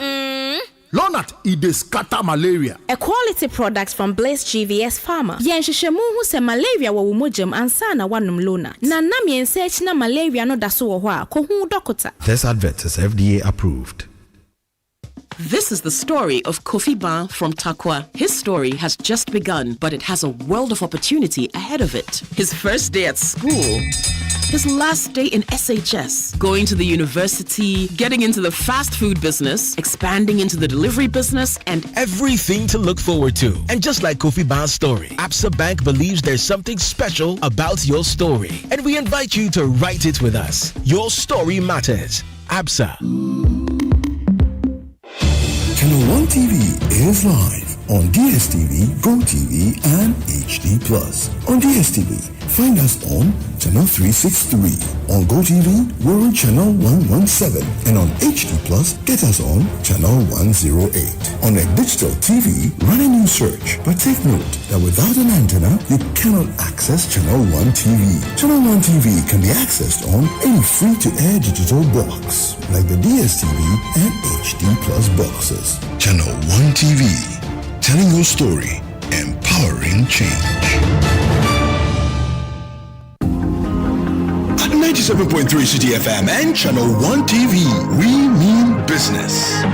Are you an SME owner or an aspiring entrepreneur? If so, then pay attention. Throughout the month, get ready for a month-long series of outdoor and on-air business education programs and events on the Citi Business Festival 2024. Stay connected with 97.3 Citi FM and Channel 1 TV as we bring the Citi Business Festival to your doorstep. It will be packed with all you need to boost your business skills. Now in week 1, focus on tech startups with conversations on innovation, challenges, opportunities, and much more. Then in week 2, focus will be on agribusiness, conversations within the context of entrepreneurship. Now in week 3, creative entrepreneurship, dissecting Ghana's creative economy, its character, and its untapped potential. And in week 4, general business management for SMEs, examining the Ghanaian terrain and providing the right anecdotes for business success. Join us on 97.3 Citi FM as we bring you the on-air series with interesting topics every Monday to Thursday at 9 a.m. on the Citi Breakfast Show.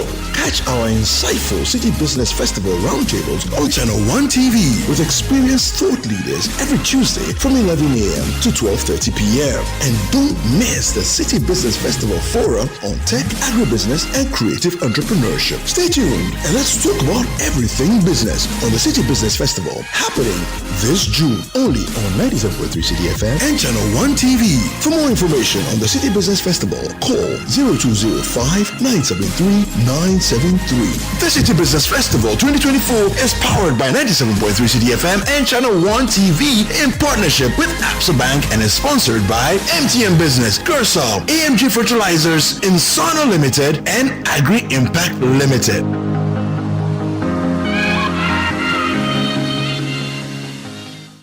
Get ready for the splash of a lifetime. The Channel 1 TV National Swimming Championship is here. On the 13th and 14th of July 2024, witness the ultimate test of tenacity and endurance, where teamwork and camaraderie meet the thrill of competition. Join us at the world-class Bortainment Sports Complex at 9 a.m. Be part of the excitement as swimmers from across the nation compete for glory. Powered by Channel 1 TV in partnership with 97.3 Citi FM and the Swimming Association. Don't miss out on the action. The Channel 1 TV National Swimming Championship, where champions are made. See you there. The date again is the 13th and the 14th of July 2024. The venue is the brand new world-class Bortainment Sports Complex and the time is 9 a.m. each day. The Channel 1 TV National Swimming Championship, dive into greatness.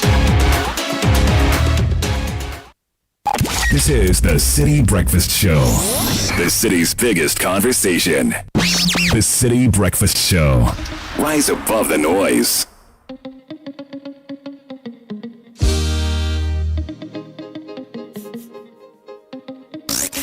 Unleashing the power of radio. The world gone crazy. Crazy.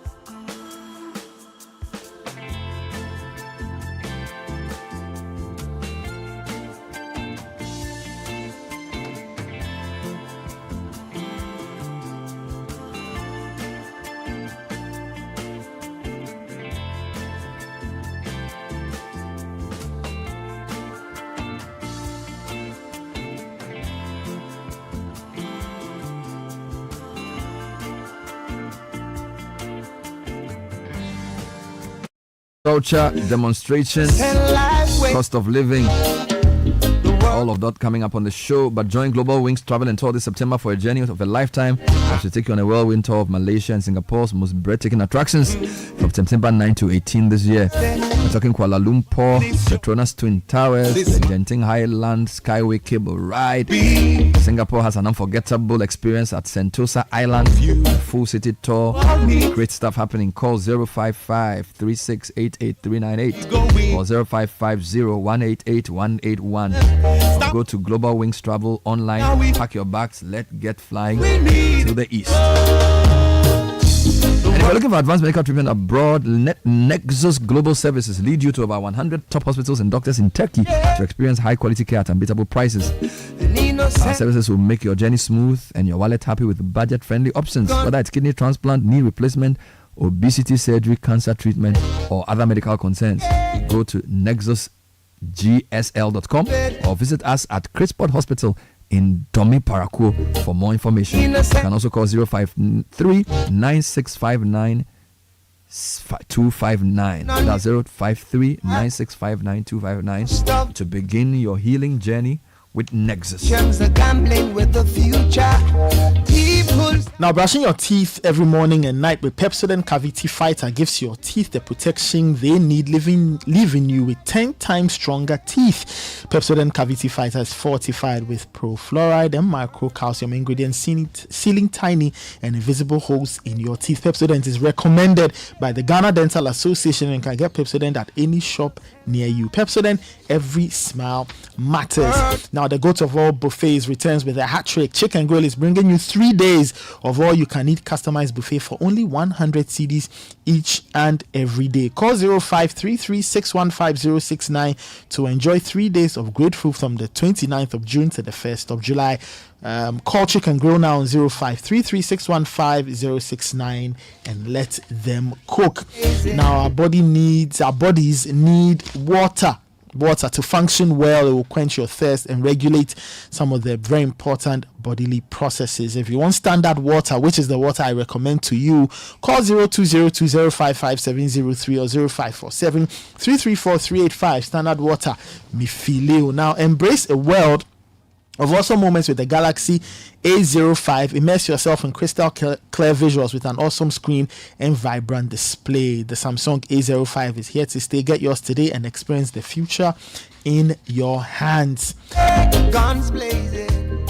Quarter past 8. Let me read some of your comments on the matter of protests. This is coming in from Emmanuel. Bernard, yes, I protested. I was part of the terrible Tessie Road Street protest a few months back. All right.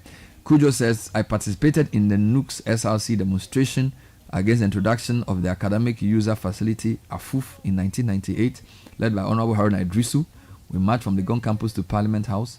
We were brutally repelled by ACP Kofi Bachis led police and his men. I walked from Parliament House back to Legon. This is a comment coming in from Kujo on his demonstration credentials. Here's another one. Ben, we didn't see any massive demo because it's the MPP that's in power. Let's get it straight. The majority of the media is in favor of the MPP except a few. I took part in the first Doomsday demo under JDM. I was tired of the outrages. Junior Blade, Committee 25 Junior. But even that demo wasn't that big. You know, the demo with... I mean, look, we're talking... Okay, Bernard, what do you classify as big? See, Komi Preku was big, right? 1995, I was in GSS 3. The whole city was choked. Kenya, you have 40. Now think about it, you have 47 counties. 35 are demonstrating at the same time. When was the last time there was a simultaneous demo in Ghana? Not in living memory. So usually it's Kumasi or Tamale or Accra or Takrady. So sometimes we even have demonstrations. Most demonstrations are local. So they're demonstrating about roads, about street lights and that kind of thing. So if I have not seen a coordinated national demo like they are seen in Kenya in most places. I think that the two environments are not the same. So we may not necessarily have coordinated demonstrations all over. Now, I believe that the following reasons I will state.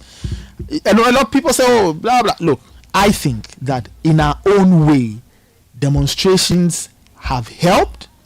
Demonstrations have caught government's attention. It's just that it is government stubbornness and a deliberate way or deliberate stance of not wanting to do anything. Now, last year in September, there was the Occupy Jilobi House demonstration. If you ask me, that was huge because you had international press covering it. Now, the other reason why, or some people will say, oh, yeah.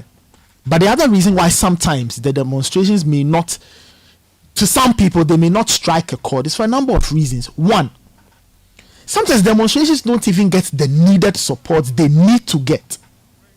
And that support must come from people who have a stake in running this country. If you take government out, because usually people demonstrate against government policy. And sometimes you don't have a lot of buy-in from certain elements. Sometimes the media doesn't even care. There could be days when things are happening and the media is talking about some other very different thing. Then you could have elements such as, or important people such as the Ghana Bar Association, for example. Now, let me read this statement that the Law Society of Kenya put out in relation to what is happening in Kenya. I'll read portions to you. So this is the Law Society statement on killing of protester during the finance bill demonstration. Effectively, the statement says, just a few paragraphs, it says, I speak to you on this Black Tuesday, not just as an advocate of the High Court of Kenya, but equally as a peace-loving patriot. Apart from being the LSK president, I am a mother, an aunt, a sister, a daughter, and a wife. Like all mothers whose children have been killed, injured, tortured, or abducted in the hands of cops, I feel the pain of my countrymen. That's just the opening paragraph. This is who? This is the Law Society of Kenya. This statement was a particular matter. Yes, okay. A protester that was killed during what's happening in Kenya. Mm-hmm. Now, this is coming from the Law Society president and by extension the Law Society. Mm-hmm. When have we ever, in the last few years, had a protest or a demonstration and the Ghana Bar Association has said something? So I'm just making this point to say that sometimes a lot of these protests in other countries work because they are done on the back or other people give them support. So you have the Law Society here. We saw images of the clergy going to give protesters water. Have we not been in this country where we've heard the clergy scream everywhere, but when times change, they are quiet? Think about how vibrant the clergy was between let's say in John Mahama's last few years. And we all saw it. The prayer sessions, the prayer meetings, the sermons, the press conferences. In the last few years, things have happened in this country. We've wasted funds on the National Cathedral. E-levies here. People can't buy food to eat. People are struggling to live from hand to mouth. I'll tell you a story. Last week, I went to pick my wife from work, and I was at the gate when a certain gentleman approached me. He was selling trainers or jeans. I can't seem to remember. He was practically on his knees begging me to buy a pair because he hadn't eaten the whole day. His child was in the hospital. Meanwhile, in these last few years, things have deteriorated. Our parents, our grandparents, our older uncles and aunties have gone to picket at the finance ministry. Why? Because they've worked so hard, 20, 30 years of active service, and then their pensions have been touched. Haircuts, investments, gone. The same clergy that was screaming from the rooftops, the same clergy is quiet. Let me get you right. You're saying, even though people are frustrated, the reason demonstrations have not resonated like the way we are seeing is because important sectors of society like the media, professional bodies have not supported. Yes. All right. I just wanted you to push that a bit because from what Godfrey describes and what we see, of course, no demonstration is leaderless, right? So there are people behind the scenes, but this seems quite spontaneous, and this is so broad based. Yes. And my argument is that even under NDC, we didn't see this type of demonstration. Do you understand? So like people demonstrate, but look, Gafaru, my colleague, did a survey and compared Ghana to other African countries, and it seems to me as if the protest culture is not even here that much. So whilst I take your point around maybe specific sections of society offering different types of support in different regimes, I think that even if you take 10 years, I don't think there's been even the what do you call it, the Doomsoma stop them. Mm-hmm. It wasn't that big. It was just in Accra. Yeah, but that's the other point. It was just in Accra. You see, the reason is that a lot of politicians will say that, oh, you put in Accra, you think Accra is everything. Somebody has done demo in 35 counties. Mm-hmm. So that tells you that it's national. Mm-hmm. Usually, Accra is the place where the middle class elite and things go and hit the streets. Do you understand me? So it's not even national in the anger. I will say, I will say that I'll never ever measure a demonstration by the size of people who attend. I will measure the success of a demonstration by the kind of reaction you get from the state. And in any case, when you look at even our history, and some of the messages will confirm this, lots of people have seen their friends, relatives, and all of that get beaten up, arrested needlessly, harassed needlessly at the demonstration. So they may not want to go. It doesn't mean they are not concerned. But that's the point. See, the point I think you are now hitting the point I thought was the main issue, because maybe people are petrified. It's not necessarily because they've not had support or whatever. But why then should we live in a democracy. Yeah. We've done 30 years of this. Why then should people be petrified? Yeah, but to go out there and but the Kenyans, 5 of them have been, look, and let's don't get me wrong. But that, I'm not supposed to go and get look, the Kenyans have had a demonstration. 5 people have died.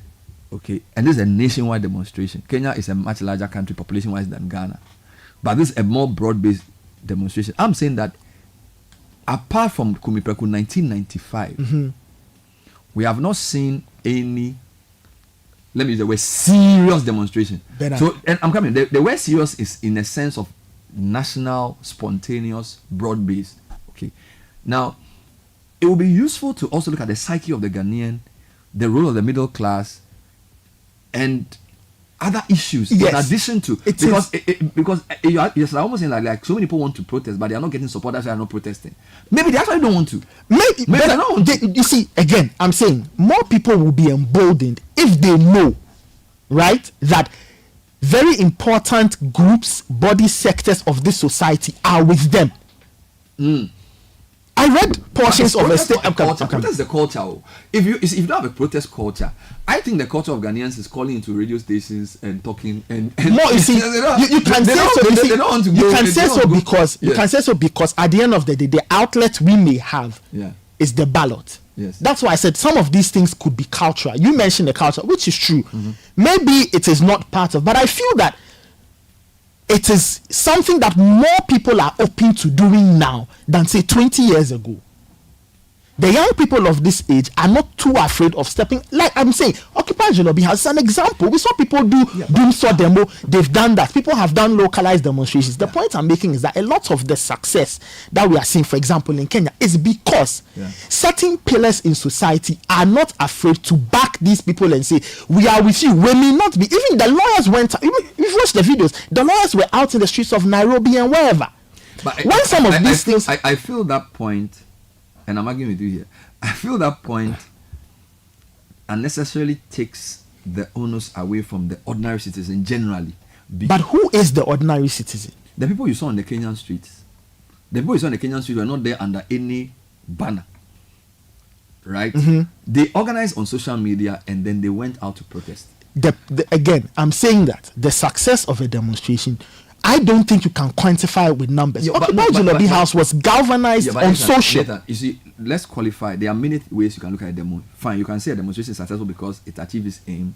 Some demonstrations are there to make a point. But when you talk about a demonstration about national economic issues of the scale you are seeing, and they're even holding their MPs. Now, think about it. Look at the kinds of things that happens in our parliament. Again, I'm not saying someone should go to parliament and beat anybody, but these guys were asking their MPs why you didn't come and consult us before you voted. Okay, so I am saying that maybe the Kenyans are more informed about, maybe they understand better the issues. He also said that this is the first time that a demonstration was not based on ethnic mobilization. So maybe the young people in Kenya generally, the conversations they have on social media are more informed about policy, and they probably understand the issues better, which is why they went straight to their MPs to say don't pass this bill. Okay, we usually sometimes our protest is after the fact. And again, a lot of the things are not things you can stop. So for example, if there's corruption or maybe there's like mismanagement, they are very general points. But if there's like one law that they are going to pass on a specific day that you believe you can stop with a demo, maybe it gives them more impetus to go and say we are going to protest against this law than simply to say we are hungry. Godfred made a point. He said the demonstration was not political, it was not tribal, it was not partisan. It was not partisan. Brilliant. Therein lies our problem. And I'll give you an example. When e-levy came up, you can do a cursory look on social, right? Cursory look on social. E-levy, which is going to bite my pocket, your pocket, Richard's pocket, and everybody's pocket. You still had people saying that e-levy was good and that government should tax Nana Twaso and all kinds of things. That is the challenge. The challenge is that we are overly politicized. So even when it is biting all of us, we fail to see that it is biting me as a Ghanaian. But people have sold their conscience to a party. So when their party is in power, they don't protest. So that means that Ghana is split 50-50 down the middle, as against societies like Kenya where is a bit more nuanced. That's an interesting angle. So let me just summarize what you said. Number one, people are not seeing protests because certain key sectors in society are not supporting. Some of the history of violence makes people don't want to demonstrate. History. You don't want to measure protests by the number of people who protest. Is more whether they have the impact or not. And then the excessive partisanship, which always swings the pendulum. So there's always one half who will not protest because their favorite party is in power. So it means our context is different from Kenya, which is quite interesting. But I think a couple of questions for all of you.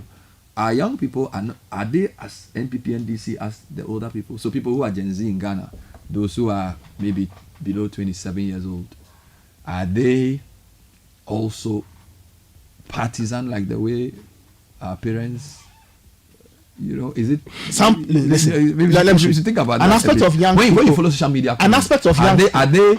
I'm coming. When you follow social media, do you sense that our Gen Zs are NPP, NDC, or they are more frustrated with both?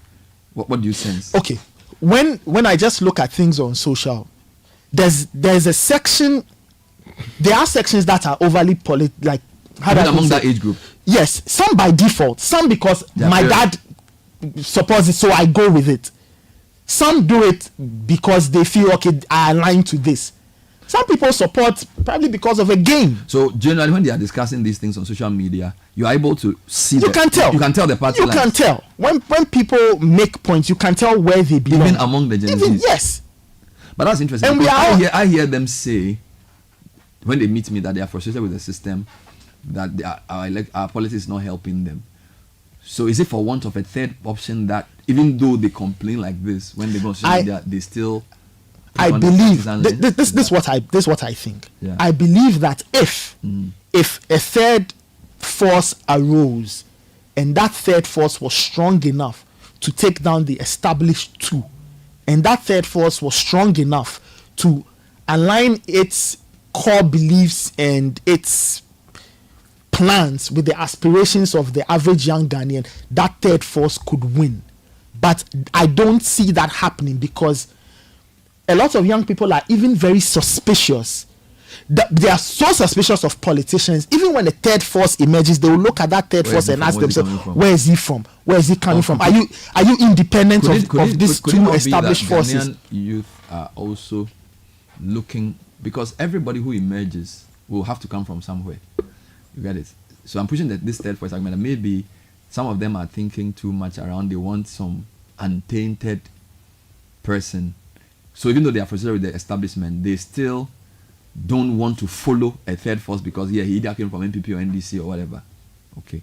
Anyway, so those are interesting points Nathan makes. It's 8:32. I'll do a few more announcements and I'll read some of your comments as well. I'll take guys' take on this as well. I agree with two things Nathan said. I agree with the point he makes about the excessive politicization, which always makes issues more about politics, partisanship than over the real issues. I think that point is a very. I agree with that point. I also agree with the point around the history that a lot of adults in Ghana will tell their kids that Charlie. So I think our parents have socialized us to say Charlie men couple once we'll go to work and work 4 years we'll to Abba. You get it? So it's like, because my argument is not even about MPP necessarily alone. I'm saying that generally the protests have not been as so that there's a word called protest culture. I agree. It's not default. Yes, it's not default. I have friends from Togo when I was in secondary school. One of them had marks on his body for protests against Ayadema almost every 2 years. Yeah, and a lot of francophone people in some of the countries where there's no proper election, they do this. They charge over something. So whilst the partisanship sort of divides the people, it also in a way helps to release the tension. Yes, that's why I said that. If you see, some people don't see the possibility of changing government at the ballot, and therefore they go to the street. Maybe the Ghanaian calculation is that, look, I don't have food to eat. I have to go and sell foods. 2024 is coming. I'll vote. Why should I go and demonstrate? Maybe that's how they do the calculation. So the socialization, the economic reality, and also the possibility of changing government so reduces the anger or sort of gives him an outlet. That's what I'm saying. So you go to a radio station and speak whatever I want to say. So we have all of that, and then at the end you go and vote. right? But in places where there's not that, that's when, so if you mentioned Togo and other countries, they'll go to demonstrate. The thing with Kenya, and I'm happy Godfred mentioned this, that there's no politicization of this one. It's a policy, yet. Whatever. They've not done it yet. But you see, now the man said they are criminals who are infiltrating. It's a policy. Let's wait till 7 days are over. It's a policy the government is thinking of implementing, and everybody across the board sees that this will bite all of us. In the last 2 years, things have been tough in Kenya. So after 2 years, they realize that we can't take this anymore. So now we'll tell government to its face that we can't take this. Let's not forget, democracy is not nice and courteous. Democracy is up in your face, is rude, is strong. We let our voices and we tell you what we think. Let me. I like your flow, but give me 2 minutes. 8:34, and let me give you a quick announcement. As a business, you're always exploring innovative ways to maximize your operations and foster growth in today's dynamic environment. We know that no great story was ever written alone. With a little help from the ABSA Supplier Finance Program, you can pay your suppliers early so that you pay later. By optimizing your working capital, your suppliers also benefit from early access to funds, enhancing their stability and cash flow. So what are we saying? Talk to us, help you build your next level. Visit absa.com.gh for more information. Your story matters with ABSA. Escape the hustle and bustle of Accra life and find your sanctuary at Deftraco Woodlands, a master plan gated city in Dawenya, just a minute's drive from Central University. With a 592-acre landscape, Woodlands offers service plots and homes in a self-sustaining community with well-planned roads, utilities, top-of-the-line security, and more. We have clubhouses, fitness centers, swimming pools, and more. Acquire a litigation-free land today. Call 0208-732-302. The Africa Prosperity Network is hosting the continent-wide Mobile Interoperability Symposium on July 5 at Labadi Beach Hotels in Accra. It's on the theme Scaling Up Interoperability Using Mobile Money to Buy and Sell Across the Continent. This event brings leaders and policymakers together to integrate mobile payments and remove barriers to cross-border trade. It supports AFTA's digital trade protocol. To register, call 053-609-8325. That's 053-609-8325. Or send email to protocol@africaprosperity.network. And whether you're importing or exporting or involved in any of our international trade issues, Bank of Africa is here to provide all the needed support to make your cross-border trade transactions seamless. With presence in over 30 countries across the world, Africa, Asia, North America, and Europe, we are well positioned to provide advisory and financial support. Call Bank of Africa 0302-429-333. 0302-249-690 or visit any of our branches nationwide. Bank of Africa, as strong as a group, as close as a partner.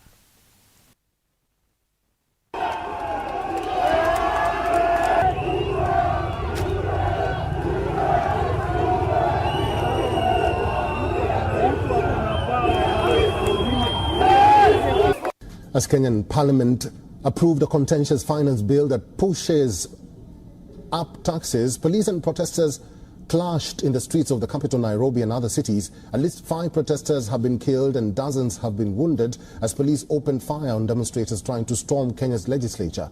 Former US President Barack Obama's half-sister was also tear-gassed on live television. What started out as peaceful protest turned ugly by the afternoon as crowds of protesters began throwing stones at the police and pushed back against barricades, making their way towards the Parliament complex, which was sealed off by police in full riot gear. This resulted in massive clashes between police and hundreds of protesters.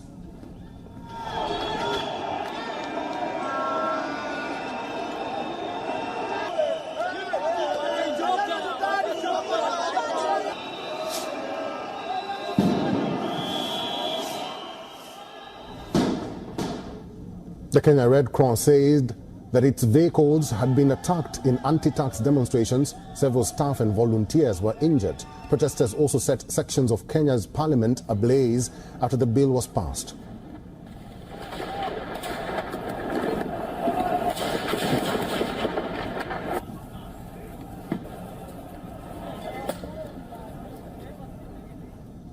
Police resorted to opening fire on protesters, resulting in several casualties.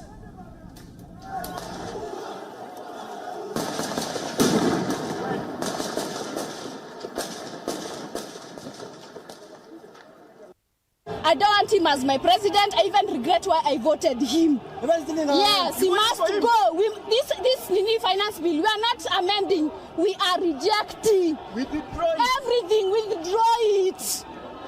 The money that he uses to travel, Ajipange, Metuaribi economy, he must go. Ruto, you must by force. We are not pleasing you. We are not pleasing you. Must go by force. As tensions escalated, anti-tax protesters set Nairobi City Hall, which houses the county offices and the Nairobi Governor's office, on fire.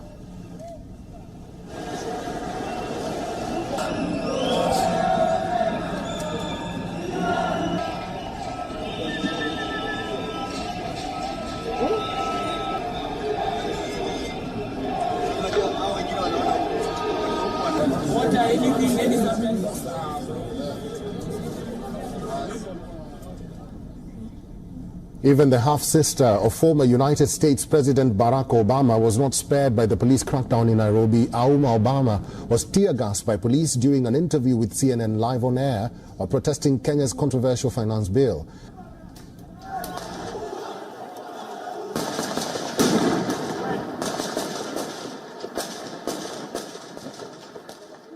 Across the country, protesters vented their ire over the government's tax push.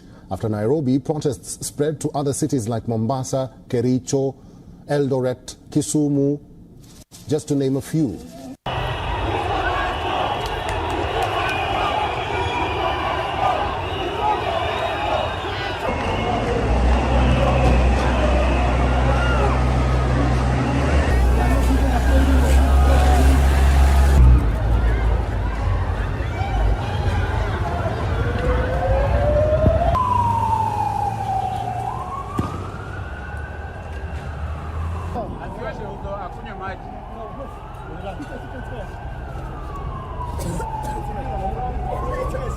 There are only three things that can make us sit on the table to discuss with this government. Yeah. Exactly. Thing one, they do not have to amend this thing. Let them scrap it off. Being called the hustler generation. And during election, these were the guys who were told, hey, we're going to sort you out.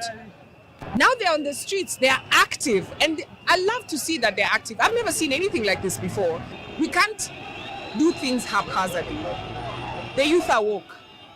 Let's be aware of that. It would have made much sense if after all these taxes,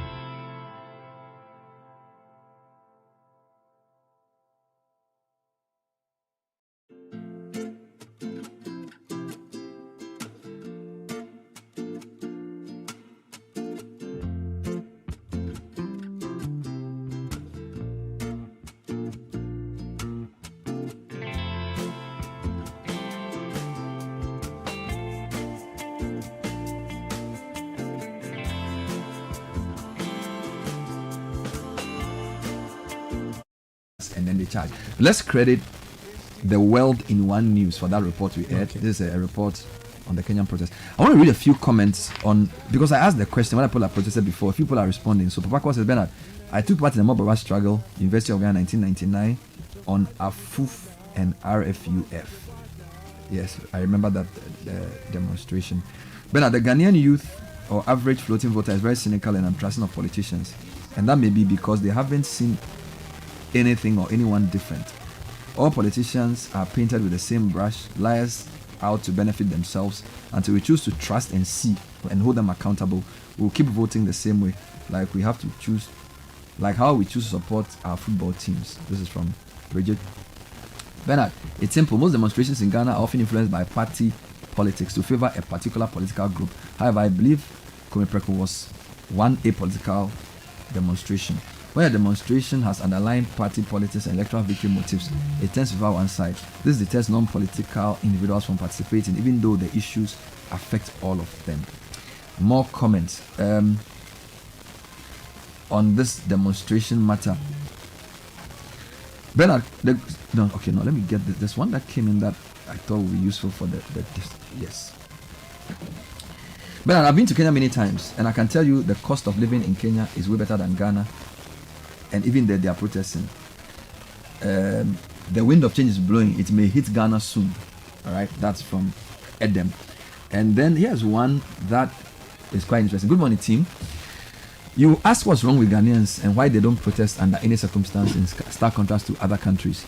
There are a few factors, but honestly, culturally, we have the urge to challenge leadership trained and beaten out of us very early. I mean, come on, in Ghana, when a child meets an adult with full eye contact, they are deemed disrespectful. Extrapolate from there. The end result is that Ghanaians are the single most docile, pliable, repressed, and apathetic group of people I have ever seen. If it's an online campaign there, everyone will change their DP right now. But to master the organization, unity, and drive to demonstrate, it will not happen. This is from Ernest, who's texting me as well. Let me read a few more. Nathan, yes, this one says, thank you, Nathan. I'm afraid to demonstrate because I've seen people beaten. But if there's a Duncan Williams in a demo, I know you won't be violent. I'll join. Bernard, Kenyans are outspoken. They don't mince words. If they don't like it, they don't like it. Ghanaians are trained to be submissive and likable. No wonder we say, please, good morning. Dorcas from Accra and that. This one says, Ghanaian political leaders should take a lesson from the situation in Kenya. Ghana is slowly heading towards something bigger that they can handle.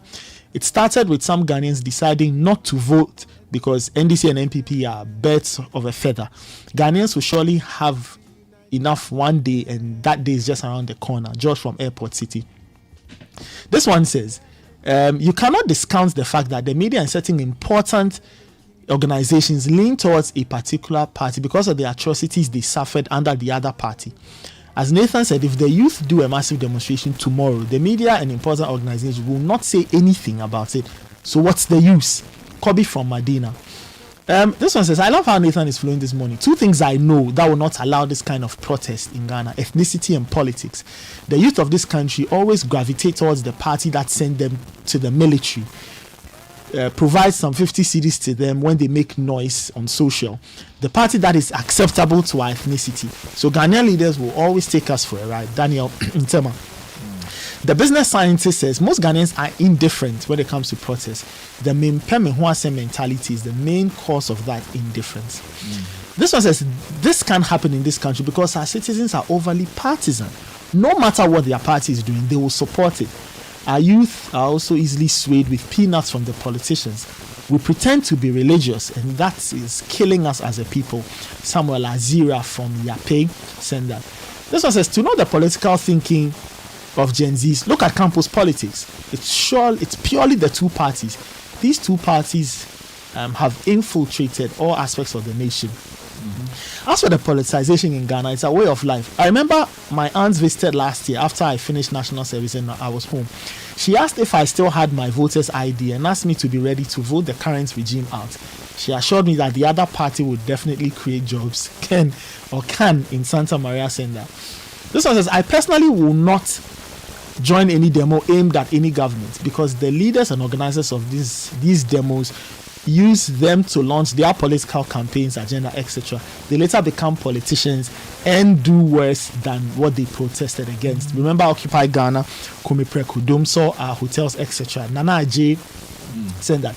But Ade, like you rightly said, our demo culture might have also shifted gradually towards social than rather being on the ground, partly because of the acts of brutality on the part of security forces. Today's demos are more radio, TV, and social. Secondly, the level of politicization in Ghana is too high, making people feel they cannot demonstrate against their own party, even though they disagree, and will vent on social but not go on demo. Thirdly, I agree with the lack of support from major stakeholders such as the clergy, celebs, and let me bring you home and to comment from Sky. Somebody's asking if I'll show up for demo. Yes, I went for Save Ghana Football. Okay, let me put the question. One of the things we saw in the Kenyan demo was that the people were actually targeting specific MPs who they believe supported the vote. Right. So this demonstration is very focused on the vote, on the issue. Do you get it? Now, is that possible here? And is that different? Because here, even though general NDC will support and people will disagree, it's like they are targeting specific individuals. Is it because their parliament is a bit more mixed? Because I think there are 3 parties or something. So it's like a lot more nuanced rather than simply minority walking out. And in Ghana, it's more like one side disagrees, one side agrees. Here, they are picking Sky. You voted for, so we'll beat you. You didn't vote for, that kind of thing. That's quite an interesting angle to the thing, isn't it? Yeah, it is. As a general observation, I don't think Ghanaians are predisposed to using violence to settle scores. And you can look at the history of our people. The demonstrations that ultimately led to our independence will form one part of the history we're talking about. Yes, even before that, you saw how we rose up against the British wanting to take over our lands in the 1800s and insisted that, look, we have got to own our own lands. We sent people to the UK to debate there in their parliament to make our position clear to the Queen of England that, look, we want to own our own lands. Of course, there were demonstrations involved, and we used some other means of engaging the system to ensure that our voice was heard. Of course, when we tried peaceful means and it failed, the ex-army officers went to the castle to raise their voices. Ultimately, some of them were shot down. Of course, they did not use violence. They went there peacefully. They were met with force. Exactly. So that will feed into the culture that Nathan has spoken about. That ultimately, people became sensitive to the idea of going out to demonstrate because of the likelihood that force will be used to suppress them. Again, during the Achampong era, this Unigov matter, we saw demonstrations or civil actions forcing the government to abandon the idea of this because they thought that the regime wanted to perpetuate itself with this Unigov business. And then you come down to the Rawlings era, we saw Kumipreko. Right. Of course, you've not seen the kind of large-scale demonstrations that we've seen in other countries like the Arab Spring and all of that in recent memory in Ghana. But there have always been demonstrations. But to feed into Nata's point, I think Ghanaians have come to feel that the use of state power to brutally suppress demonstrations of this kind does not inure to their benefit in any way. And therefore, people would rather prefer to sit at home instead of going out there to demonstrate. To many people, that would sound as though people are being cowards. But you can also look at that within a certain context. Do we have other ways of engaging the system? Yes. We have civil society organizations, the likes of Imani, CDD Ghana, Institute of Economic Affairs, Fix the Country Now. What's the name? The Isankuma one. Yeah, that's right. All of these are providing avenues to engage the system. As to whether they help to change policy or direction of government is an entirely different matter. And then people use the courts. So where people believe that certain things are not done properly, they go to courts to litigate. Of course, there are times that the court system, in the eyes of the people, fails them. But that is also a very useful means of raising your voices against specific things happening in your country. Now, to situate the answer within the context you asked it. Parliament. People saying MP, you voted so. Exactly. So. Do you even know how people vote? Yeah, the eyes have it. So you see, there are two ways of voting in Parliament. And let me increase it to three. Either you vote through the ballot box, or you do a voice vote, or you do a head count. Normally, if you're voting for a minister, and the committee comes back and says that, look, this thing we don't have a consensus on it, we vote on it. In that case, they will first of all call for a voice vote, right?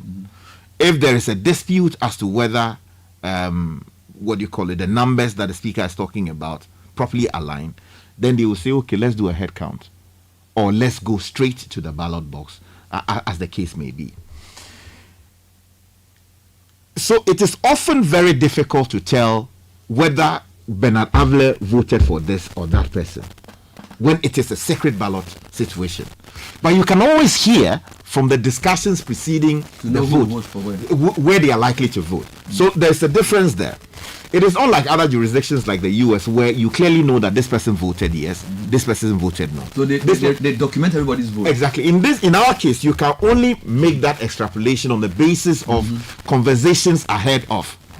And very recently, when the NDC took a hardline position that don't vote for these ministers, some of their MPs broke the party whip. Yeah, but they didn't even know who they were. Yes, so that's but they knew some of them. Was, and even when they came to the issue of choosing the speaker, you remember there was this whole thing about who voted in MPP for Bagbin. Exactly. Because when they counted the thing, there was one extra, and they still can't find the person. Exactly. They are still looking for the person. So you see, that helps us in a way. Rather? No, it helps us in a way, so that MPs are able to freely express their views on the matter. But they are not accountable. No, yes, but I'll come to that.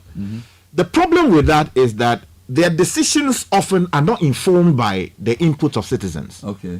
Because I said here before that if it comes to a matter that is likely to impact the ordinary Ghanaian in your constituency in a truly transformative way, and I'm using it both in a positive and a negative sense, it is useful to go back to your constituency, hold town hall meetings and say, my people, this bill is before Parliament. It is the bill that is likely to impact you positively or negatively. How should I vote? What is your view as to what I should do as your representative? Okay. In this country, we've never seen that. Yeah. Even if it has happened, then it would have been an isolated development. Yeah. When the government wanted to do the debt exchange program, for instance, we had to consistently argue on this platform as to why it was important they should speak to the people. Before the Minister for Finance went to the Eastern region, I think, to do some town hall meeting. It was e-levy. Exactly. Now, which of our MPs went back to their constituency to say that, hey, this thing would affect you so negatively or positively? What is your view on it? They don't do that. So that is disrespect for the views of the people on the ground. You go there because of what they come to promise you in one way or the other, or what they don't promise you, then you go and vote. That creates a problem. What the people of Kenya are saying is that we live in this constituency with you. We are all struggling. We are all in this together. We voted for you to go and improve our lives. Yet you go into that chamber, take a decision that affects the price of bread, without actually consulting us on it. So you suffer for it as an MP. Exactly. So the anger was directed at the parliamentarian. Yeah, but the difficulty with that is that, look, it's democracy. I don't think that it is justifiable to go and beat up your representative in Parliament because he voted in a way you disagree with. I think we have to make the point clear. We are not supporting that. We are just talking about holding MPs accountable for their decisions. I just want to take some view on this briefly. The whole demonstration in Kenya, the culture of protest, the history issues, and all the issues around Ghanaians preferring to just, somebody said Ghanaians are trained to defer to authority and therefore we are not interested in gidi-gidi as compared to our Nigerian cousins or our Kenyan siblings. Is that something you buy into? Ghanaian is generally more... I think it's oversimplifying the issue. And protests, revolts, demonstrations are generally triggered by dissatisfaction and the degree of dissatisfaction. Now, it is only when it gets to a tipping point where the masses and the social elite can connect to the element of dissatisfaction. Okay, in this period where we find ourselves, if you have a demonstration where you have to instruct people to demonstrate, nothing will work. And this is how we have done it in Ghana. Let's go and demonstrate. It is only when people wake up to the reality of the issues as they confronting them, staring at them. When Kenya decided to increase taxes on bread, the moment you touch bread, you have touched a sore point. It's as basic as you can get. Things like that. So I think it's been boiling for a while, and we've seen symptoms. So I don't want to say that as for Ghanaians we can't do that, and as for Kenyans they can do that.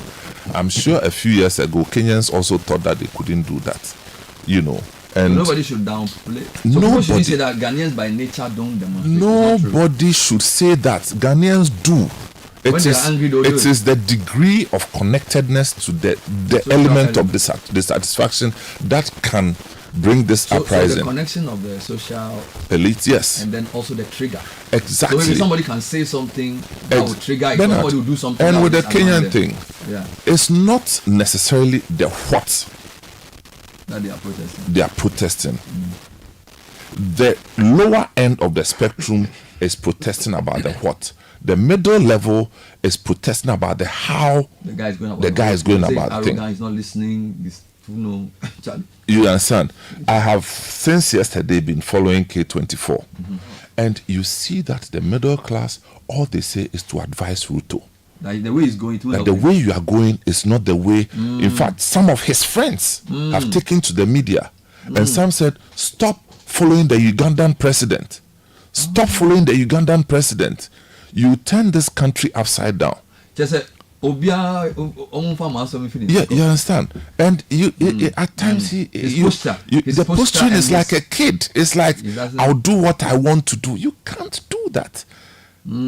I like that. So then you are saying the lower classes, the what? They are the what? Economy, but then the elite are angry with his style. The style, the how.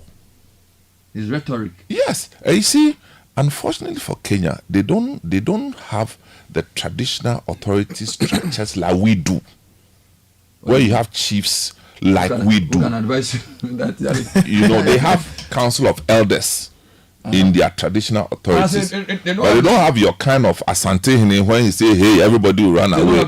Or these days, the government too is coming up. Frankly, so they don't have that. Nobody can speak to a guy. Yeah. So and the thing, nobody instructed it. But last week I was with a group of Kenyans. They were talking about how Kenya is very difficult, things are getting difficult, but nobody saw this coming. It's not as if somebody planned it. That's what I'm saying, that if you plan it, people are suspicious of you, the one planning it. So they want, if it's spontaneity, that's what is what it is. It's what it is. And if somebody says something that Kumi Preko was not political, I disagree. It was highly political, maybe not partisan. It was political, yeah. It was because the issues were political. Yeah. It was about governance. And people protested. Maybe what he's trying to say is that I'm saying that partisanship. That's what I'm saying. That it was. But most of the people were. No, it was. To a large extent, it was partisan. It was partisan. How do you say partisan? Because at the time we had CPP. It was a text we read. You are right. Yeah. You are so right. I'm just saying that one day, if Henry Quarter is listening to us, he should be copying notes from countries that have succeeded in dealing with these uprisings, because what happened in Kenya, it can happen in Ghana if we don't. Oh, sorry, he's the minister for. I'm talking about Interior Ministry. I still think about him as Greater Accra. Yeah, Greater Accra. I'm just saying that, you see, this thing, nobody designs it. Which is why it was so spontaneous and widespread. Yes. 35 out of 47 counties is serious. It is true that the whole country. Yeah, but you see, it is true that they shouldn't go into parliament and start burning buildings. It is true. Yeah. So is it true that even if they burnt buildings, you can't shoot them? Yeah, that he also made that point. You made that point. Yes. You cannot fire a bullet at any protester, even if he burns the building, because there are laws that should deal with somebody who for arson. And if you listen to the what I'm saying is that you can't fire back with bullets. Look, you know how many people died yesterday? 13. If you listen to the 7-minute speech of the president of Kenya, it's very serious. The guys, basically, in summary, said what began as a peaceful protest by legitimate people has been hijacked by thugs and criminals. And therefore, he is commending the Kenyan security forces for what they've done, and that they will do everything to prevent what happened yesterday from repeating itself at any cost. You see, that's problematic. Serious. Okay, the guy sounds, I think some point around his style. You know, Ruto's style first was like, Charlie, he's talking nicely, but the kind of things he's saying, I think it's going to annoy people more. Okay. Because you are telling people that you basically use all state power. I think he's digging a hole. Yeah, he's going to get into major trouble. You see, not to be seen to be talking for him. It's rhetoric. Oh, you can't talk for him. You don't know him from Adam. No, there's a reason I'm issuing that caveat. You see, where president sits, he is fed with all kinds of information. By who? By the system. By who? Security. By people he chooses. That point should be made clear. That's true.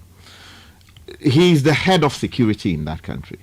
Kenya sits in a very volatile region. Somalia is there creating his own problem. Internally, they are dealing with their own terrorists and all of that. It's a very serious It's a very situation. Yeah, exactly. So, sitting here, I don't know what information he has to have moved from his calm demeanor to the kind of rhetoric say that criminals and other hardliners have hijacked the process and are using it for their own things. I have a problem with how he's responded to the situation.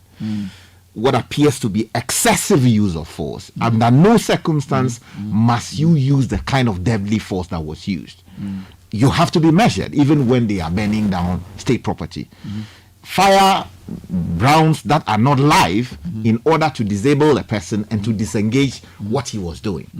But you see, we should also note that sometimes it is almost always the case that things start smoothly and other people get involved. Let me give you a typical example. There was it must have been a CJA demonstration or one of those demonstrations. There was even a demonstration at Tech. You remember there was a KNUSC demo a few years ago against a VC, which initially was started by students, and it was reported that it had been hijacked by some people. They had been burning things. So usually when a demonstration gets out of control, you have generally organizers saying that it's some people who came to do it, not us. Exactly. So that's generally what people say. So there was a demonstration that I covered together with HSC Kanku in our earliest years. We went through and got through to the castle.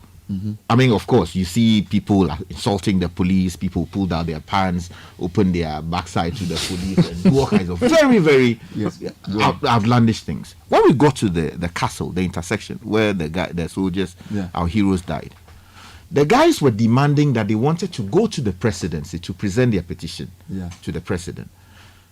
Akofi Asiedu of the police service at the time was instructing his men, no, you cannot go beyond this particular line. The people from the presidency will come and receive the petition. Back and forth, they said no, they wanted to go. Then from nowhere, there was a big stone carried by someone from within the crowd. And threw the stone. There was a doctor, police officer at the time. I've forgotten his name. The thing hit his chest, bang, like that. The man fell. If my memory serves me correct. Then the guy, Akofi Asiedu, at that point, said charge. Hey, and you were there. People were beating to the core. And that was when you heard HSC Kanku saying that they wanted to kill him. No, he saw. He fired tear gas and he was shouting on air that they are fired bomb or something like that. That was at this place, Abu Blushi. But don't go. It was there. The point I'm making is that, of course, to a large extent, the police have tolerated how the people were angry and they were venting it in a civil way. Because of one stone, you beat 100 people. No. Stone have been thrown by 100 people. No, what I'm saying is that, but you see, a number of people actually pelted the police subsequently. The point I'm making is that there are times that things get out of control.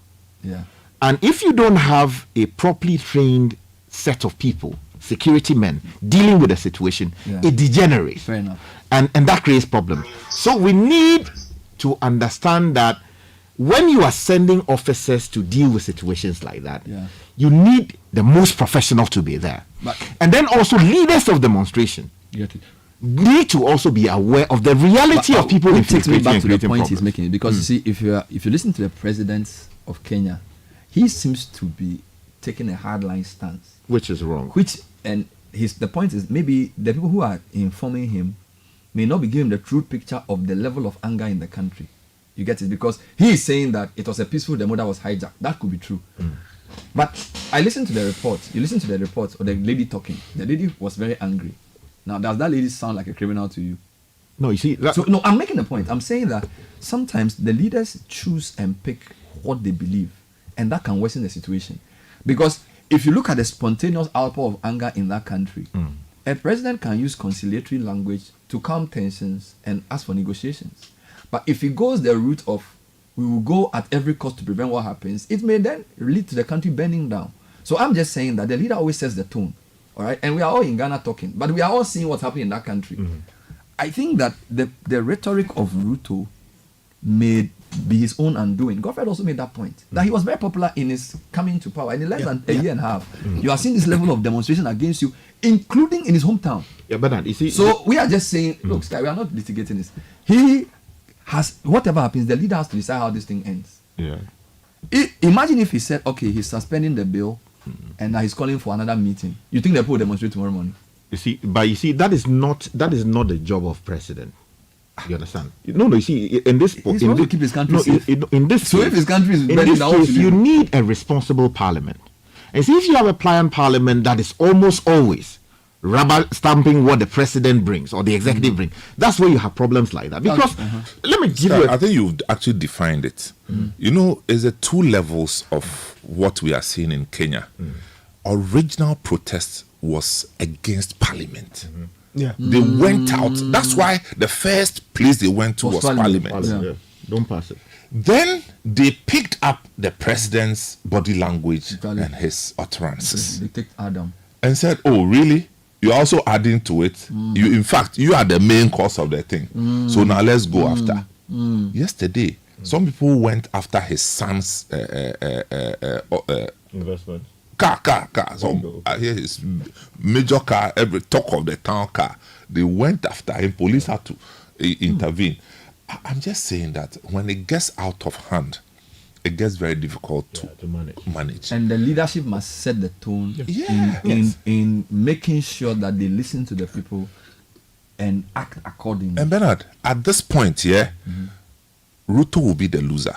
Definitely. He cannot win in this There's no way he's situation going to win. because he is going to have to make certain concessions. Yes, he would have to back down He at a did point. not figure from beginning. Wonderful. Because people that you thought from beginning will be on your side will have difficulty in supporting you. And that's the problem that we are having. And again, you see, you talked about the peculiar security situation of Kenya, which will make any president panic at a thing like that. But in this case, these are an identified demographic group that they have identified themselves that we are the young people of Kenya.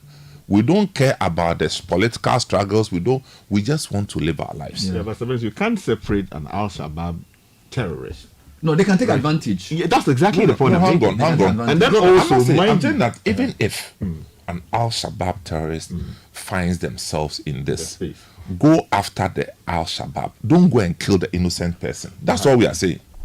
I think that point is don't go because you suspect that there's Al-Shabaab. No, you go and kill a normal university student. That's unacceptable. You see, so that's why I said that we should be copying.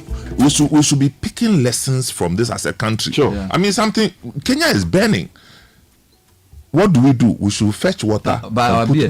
Because the issues that have played up in Kenya, we have seen symptoms of these issues in various fronts in our own country. Yes, sir. But to go and sit down and sleep and say Ghanaians are not, what's the word? As for Ghanaians, we are peaceful. It's a lie. Forever, we thought that La Côte d'Ivoire was very peaceful. Until so happened. I think we'll end it there. The office.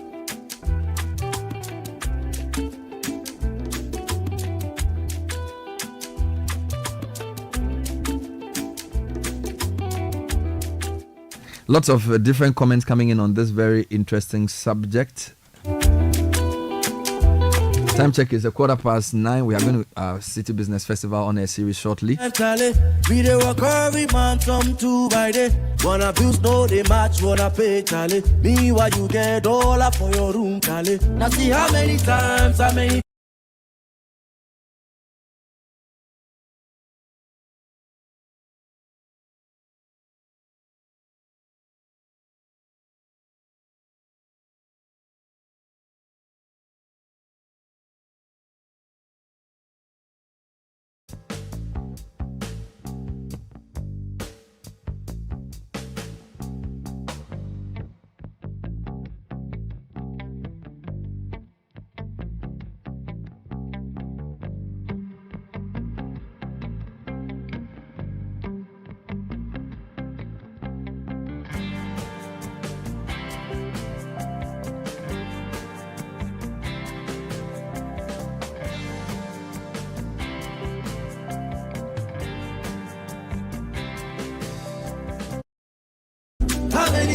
This is the Citi Breakfast Show.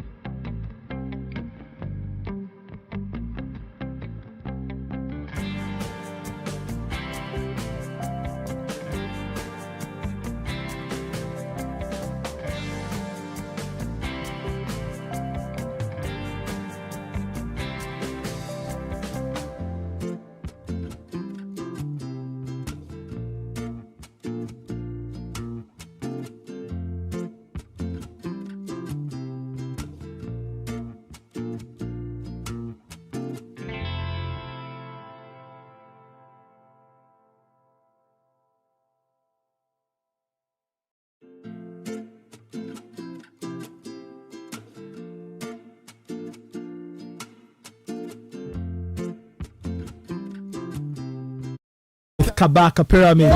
Call this one Suit and Tie. So this song is resonating in Kenya. A few more messages coming through on the number 0549986996. This is still the Citi Breakfast Show. Live on your dial 97.3 FM. Richard, let's go through some of the messages. This one says, good morning, team. I'm a victim of a Rise Ghana demonstration which happened last 3 years ago. Currently, I have an implant in my knee due to the brutality meted out to us by the Ghana Police Service, which has led me to not being able to take care of myself and family as was the case before. I was a young driver who drives Accra, from Accra to Aplao. What made me join that Tuesday was the increases we had seen in fuel prices. Today, I've lost my car and my livelihood. Nothing will let me advise anyone to go for demonstration in this country again.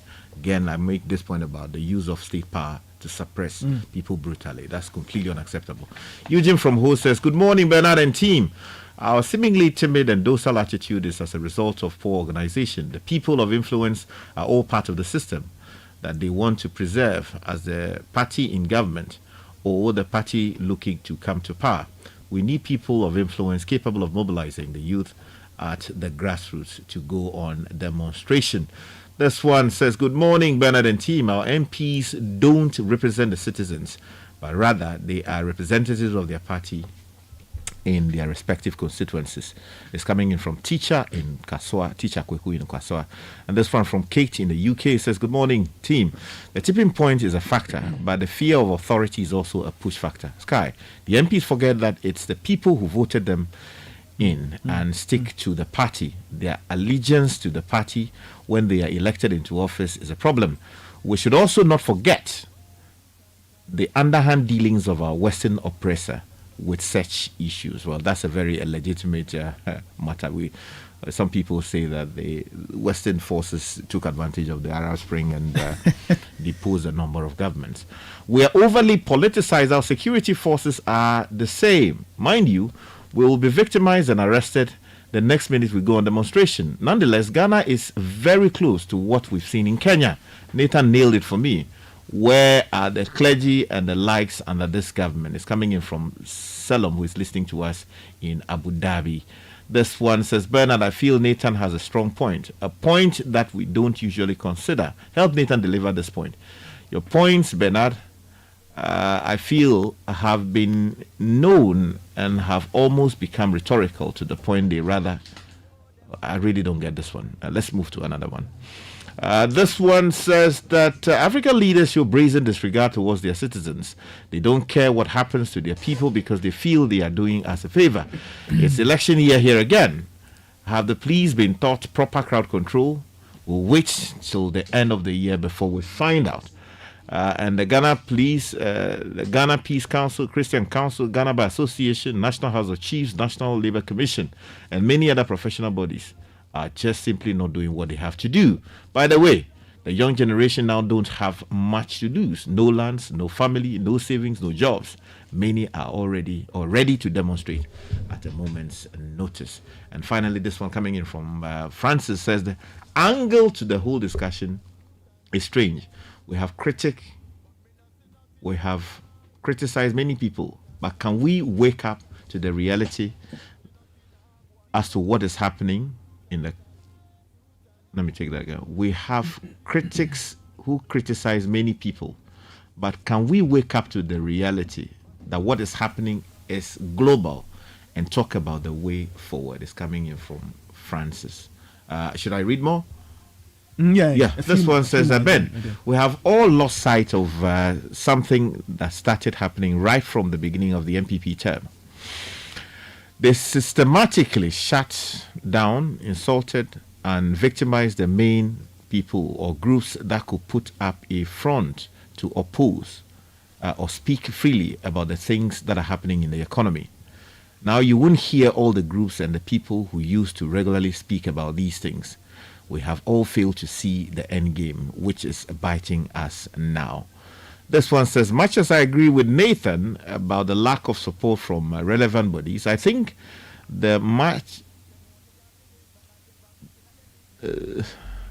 Okay, let me ignore that. This one says, "Good morning, CBS, Nathan. God bless you for your comments. Bernard is trying to play the devil's advocate, but we don't need a Kenya-like demonstration to drum home our frustrations. Key societies and groups have also been too silent in the past couple of years, and that doesn't help the situation. As Nathan said, unlike how ferocious, vociferous these groups were in the Mahama era, and well deserved as such, Nanado's regime has been far worse, but the hypocrisy and the loyal mediocrity of the lot is our major bane." It's coming in from Delali in Bawe.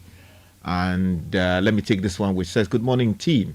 I'm following you on your conversation about the demonstrations in Kenya and our country. Yes, the biggest demonstrations in Ghana were, the biggest demonstration, you mean, was the Kume-Preko Demonstration Alliance for Change in 1995.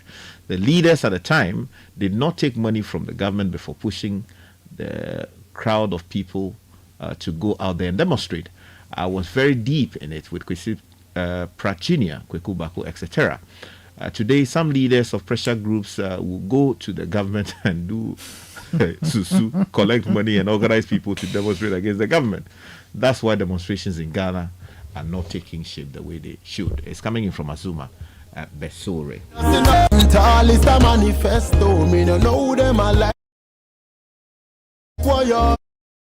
Still listening to the Citi Breakfast Show. A few quick announcements. Richard, you wanted to say something? Yeah, there's my friend listening to us in Kenya, Dr. Kalodami Jeti.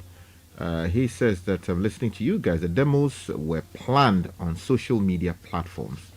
So TikTok and X were used by Gen Z to organize the demonstrations. And then also I was trying to remember the name of Dr. Keke Mafu. The officer who was hit with a stone. With a stone, okay. Yeah, he was a senior police officer at the time. Okay. Hit by a huge stone, and then that was what caused the beating.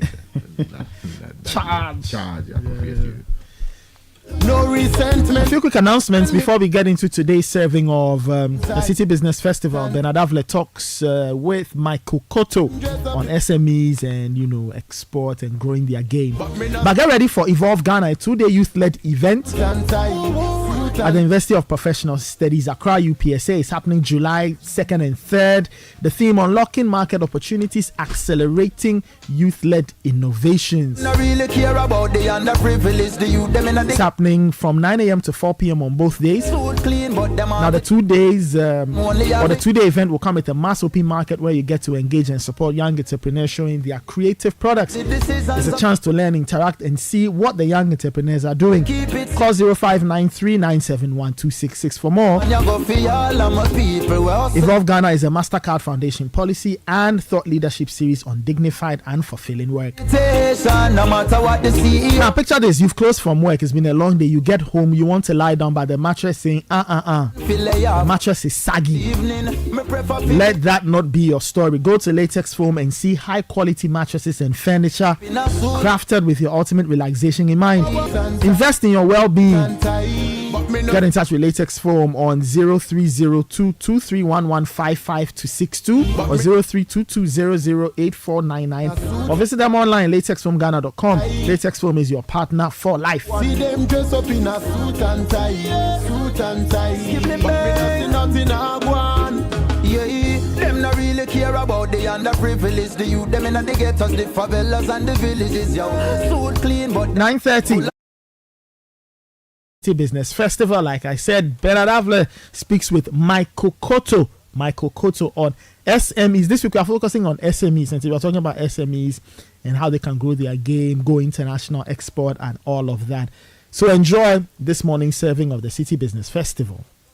This is the Citi Breakfast Show, the city's biggest conversation.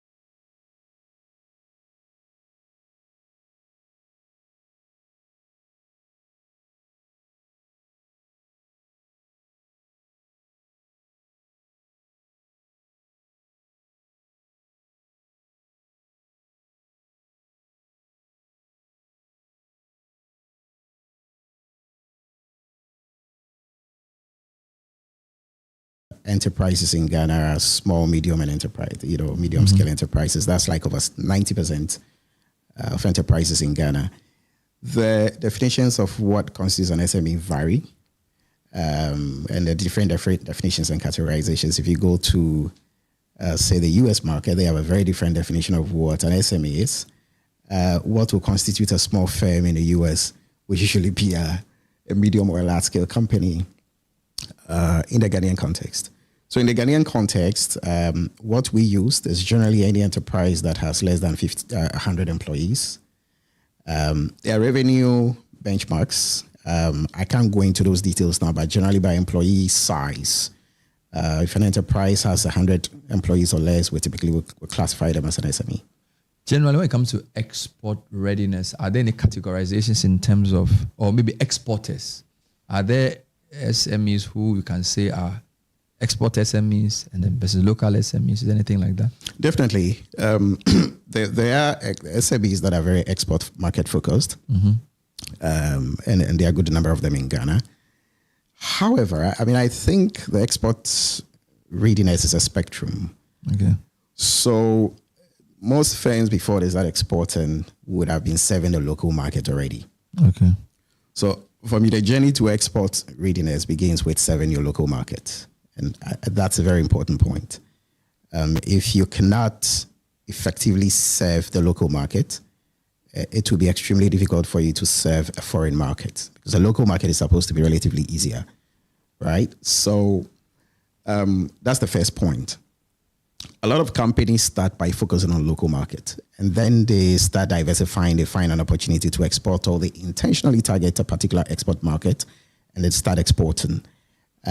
Those firms then become companies that focus on both the local market and the export market. They do both.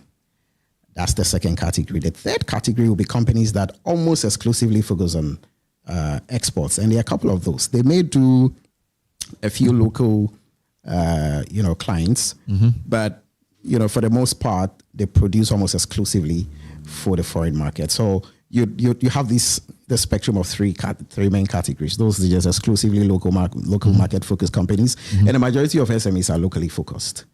And then you have those that do both local and export markets. You have another small band that will do exclusively export markets. But last year you also spoke about the underground informal export economy. Can you elaborate a bit on that? So we did a study at Confidence that looked at a very interesting trend in how small businesses that are otherwise locally focused are beginning to do micro exports, informal exports, but micro exports. And after we studied, the ecosystem, we came to the conclusion that this was largely an underground, quote unquote, export sector, because these are not firms that are exporting through formal trade channels per se. Somebody is on social media selling a product, and they get an order, from somebody outside the country. They find a way to ship the product without necessarily having to go through formal, trade, compliance processes. Sometimes it's as simple as a relative or a friend traveling abroad, and they've sort of managed to have them, ship the products on their behalf, and then they pay for it. Some of it is just using. DHL has come up with this package, for small businesses to be able to ship products. Some of the small exporters are using that. The products are usually very small volumes. And because of that, they are not necessarily having to go through the whole export certification process, to go through standard, use freight forwarders and go through huge, container shipments. That's not the kind of trade. You have a lot of small micro exporters, and when in a lot of the research we did, many of them don't actually consider themselves as exporters. Their essential focus is the local market, but they also happen to do some export. And if you ask them, have you exported or have you shipped anything outside the country before, they say, yes, we do it. Every now and then we get orders, but it tends to be on an ad hoc basis. Okay. Yeah. Let's talk about a checklist for export readiness. By that I mean, are there any 6 or 7 or 8 or 9, whatever, specific ways in which you measure whether a company, and for that matter an SME, is ready for the export market? Yes, there are. There's a checklist which can be used to evaluate an SME's export readiness. We did, and I'll come to that. We did a survey together with Citi FM last year that did an export readiness assessment for a group of companies that exhibited at the Citi. This is Ghana. This is Ghana exhibition. Yeah. But yes, there is such a checklist, and I'm just going to go through it. The first one, I think, is what I'll call product readiness. Okay. At the end of the day, it's a product you want to sell. It's a product you want to export. So the question is whether your product is ready for export. There are many dimensions to that. And we will go through some of them, but basically you need to have a product that is a quality product, has been certified. The product must be doing very well in the local market already, right? To give you a proof of concept in a sense that this is a product that has met and satisfied demand, at least in the local market. So you need a product. You can't be export ready when you don't have a product. So that's the first thing. But the second thing that's very important is that you need what we call market information. Market information about the export market that you want to export to. You cannot be export ready when you don't know the different possible export destination markets that could have demand for your product or that have demand for your product. And market information is key. I'll give you a classic example.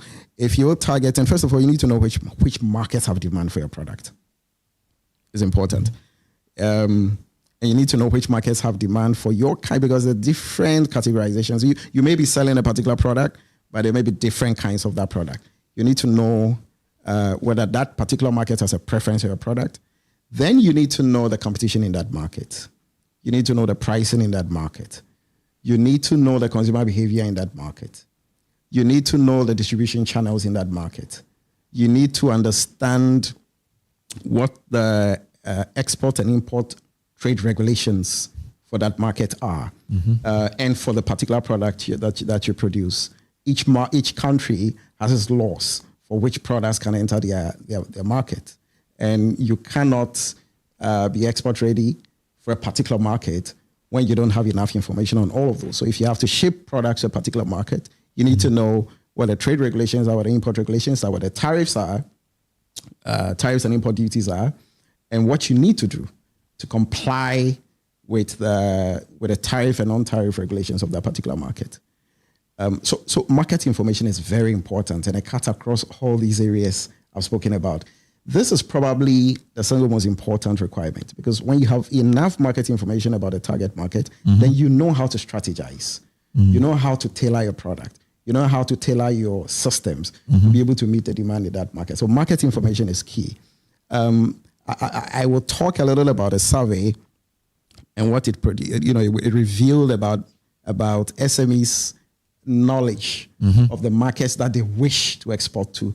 It was quite revealing. So market information is very important. So maybe later during the interview, I'll come to the findings. Yeah. So I mean, if you could, we could just go through that. So product readiness, market information, demand preferences, yes, competitiveness. Once you have market information about the various markets that you're targeting, you then need to do your own competitiveness assessment, because the market information includes information about what the competition is in the particular market and what the pricing is in that particular market, and the consumer behavior and preferences. You benchmark all of that to your own current, competitiveness, your own pricing, your own brand, your own packaging. You look at all of those things to assess your own competitiveness. So competitiveness is key. It's all part of the benchmarking thing. And then there's export certification readiness. Export certification readiness. Okay. You need to, and all of this comes out of the market information, because once you've determined what the regulations are to enter that market, you would know that you need certain kinds of certifications depending on which industry in which you are, and every industry has its own unique certifications. So it's key. Usually, you would have had some domestic market certifications already, either with your standards authority or with the FDA. You would have certifications for your product. So that's product certifications. but there's also export certification, which you would usually get from, depending on the market you want to enter, you might have to get it. Usually, in the case of Ghana, a lot of that you work through the Ghana National Chamber of Commerce and Industry, which is responsible for issuing export certificates. If there are rules of origin that you need to meet in order to enter a particular market, you need to make sure that you have those certifications. And so that's key. Then there is production and supply capacity. If you receive a huge order, the question is, do you have the capacity to meet the order? That's a very important one. This is a challenge that, Bernard, even in the Made in Ghana surveys that we do, it keeps coming up. So a lot of the supermarkets that we survey complain that local producers often don't have the capacity to meet to scale up when there's increase in demand. And they don't want to keep having that challenge when customers keep coming and say, yeah, but where is this product? So it's a key challenge. Of course, it's related to productive capacity and working capital and a lot of issues. It's a complex issue, but this is a very important metric in export readiness. If an order comes that requires you to triple or quadruple your current production to be able to meet the order, can you meet it? So that's key. Then there's trade finance, which is an important factor. If you get an order to ship products, usually you need to, best practice is to get some, especially if you have to ship, through a container or do large volumes, you need to access some trade finance, facilities, right? Either from banks or, trade exports, finance houses. So that's key. And not a lot of SMEs have built a track record with, banks or with trade finance institutions. So often that readiness is weak. So that's important. Then the shipment and logistics access. As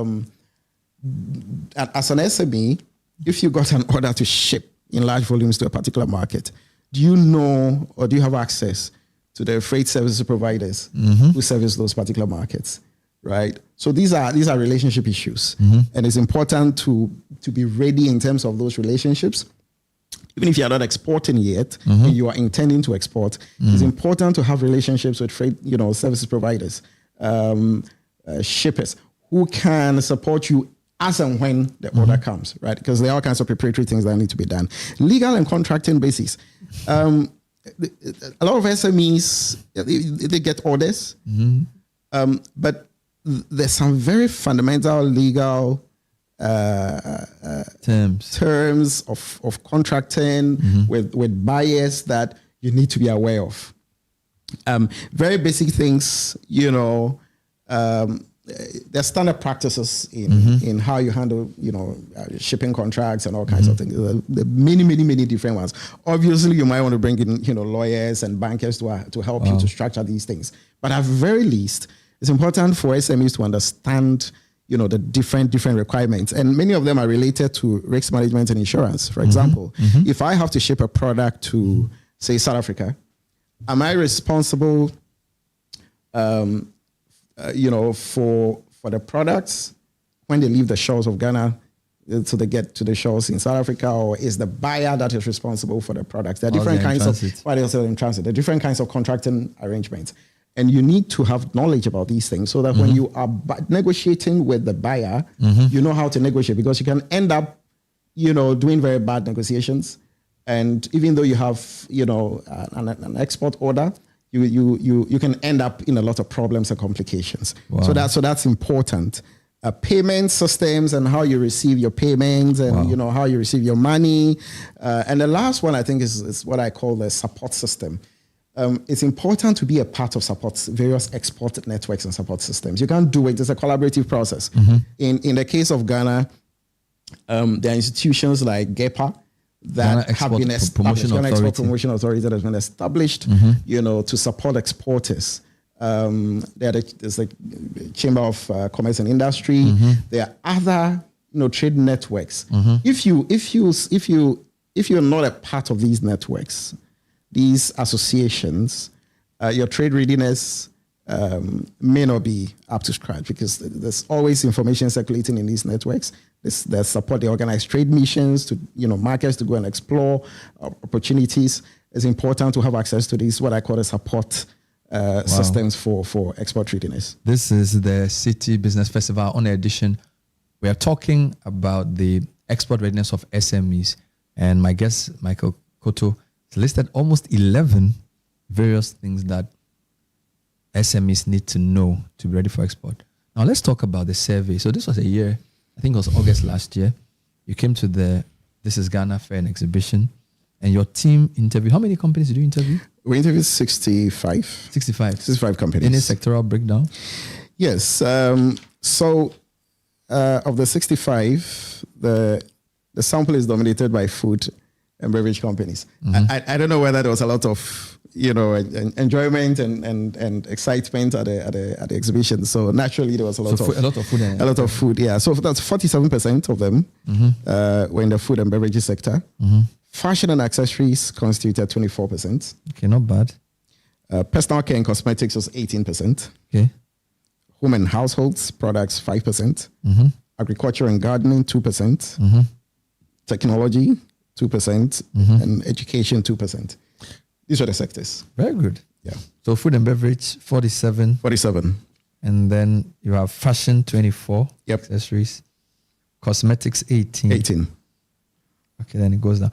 What did you have any ranking or scale? So was it on a 0 to 10, or was it on the adjectives? Or is it ready or not ready? How did you categorize that? We came up with 3 levels of readiness. Okay. Export readiness.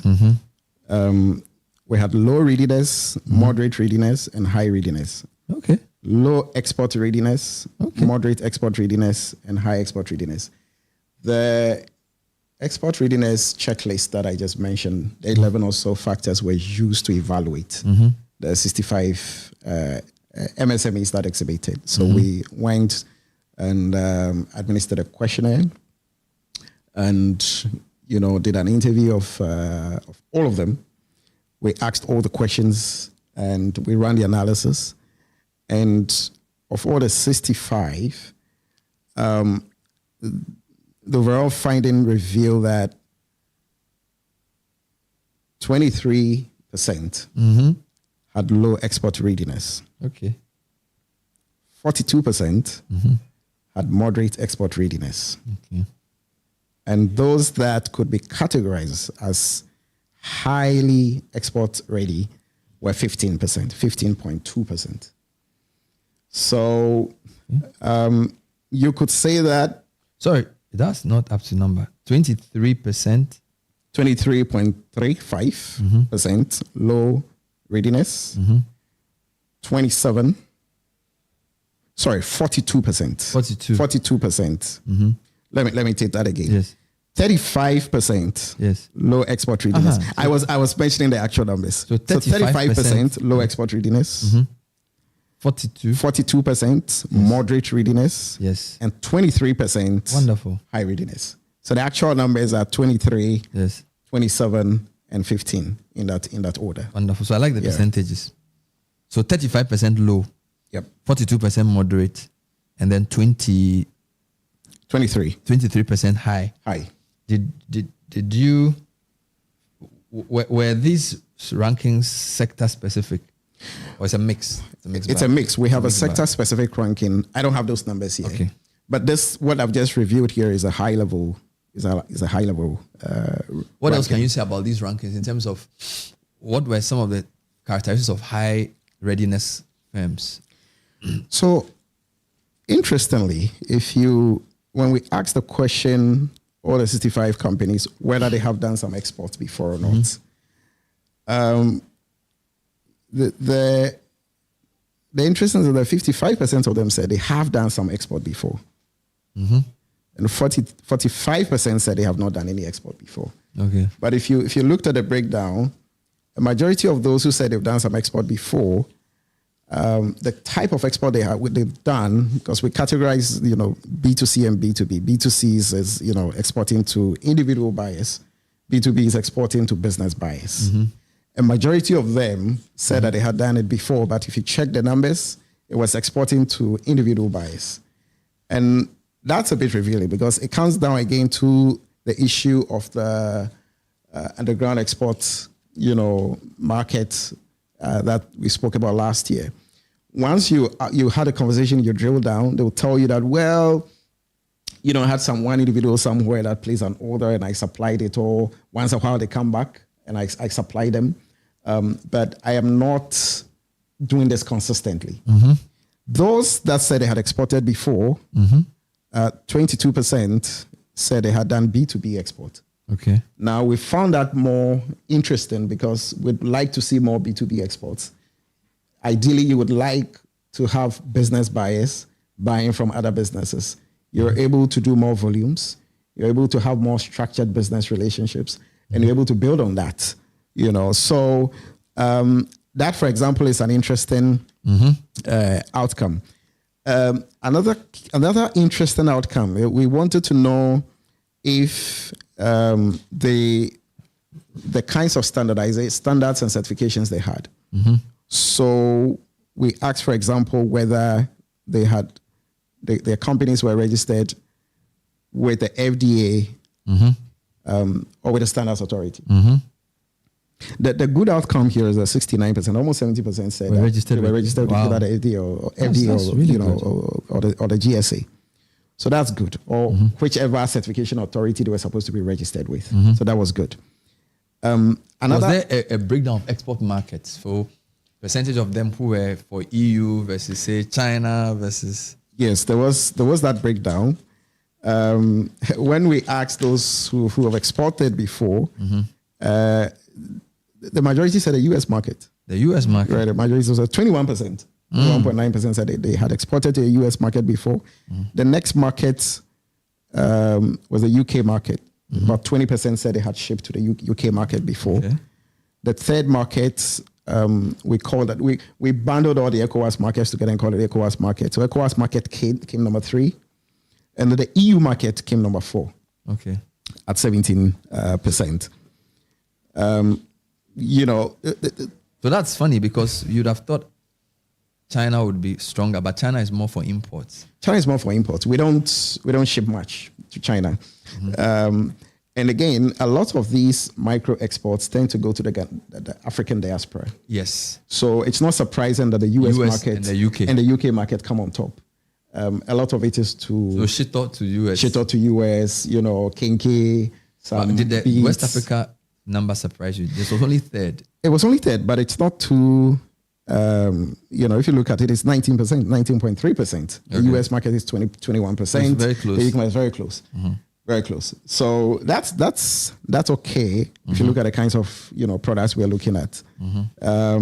So these were the market breakdowns. Anything about source of finance for export? Where were they getting, or where did they hope to get their finance? Source of finance. So that's one of the more worrying areas. We asked all of them, and almost 60%, 58% said they had never used any trade finance products or facilities before. 60%? Almost 60%. Again, it's not surprising if you consider that many of these are micro exporters. So they're able to ship the products. They don't need to access, letters of credit or any major trade finance, solutions to be able to push large volumes. So that explains it. But it's also problematic because it shows that we need to be doing the volumes and we're not doing it. This is still very micro level export. So almost 58%. In terms of other products they've used before, I mean, if you use the invoice financing solutions, for example, only 3% said they had used an invoice financing solution before. So if they have to wait for several months, to get paid, they just have to wait. If it's 3 months, you just have to wait. Right? Many of them are not using any invoice financing solutions. Working capital financing, it's only 3% that have accessed that from any financial institution at all. We asked a question about whether they had outside of trade finance solutions. We asked a general question: have you contracted a credit from any financial institutions before? 92% said no.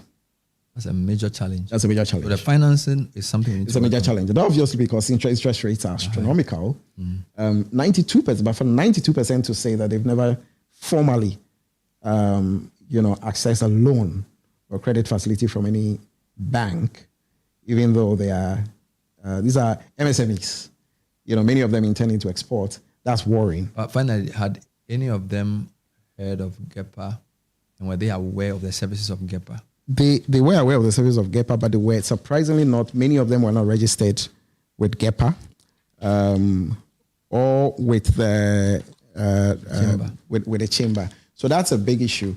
So we were impressed that many of them, about 70% of them, they had registered with FDA, right, which is good, or registered with the Standards Authority, which is good. But many of them then were not registered with a support, what I call a support system, right?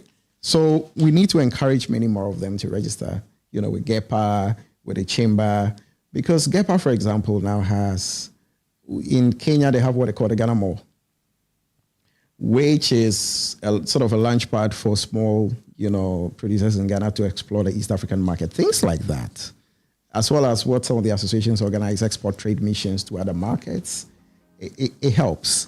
So there are benefits to being a part, of these trade networks, to being a part of these associations, and would like to see many more of the MSMEs doing that. We'll leave you here. Thank you, Michael. Really good talking to you. Michael Koto is the managing partner for Confidence. They've been doing some great work in various sectors. This particular one was on export readiness, surveyed about 65 firms at the Citi event in August and came through some very useful findings. Thanks for listening. We'll be with you next time. Bye-bye.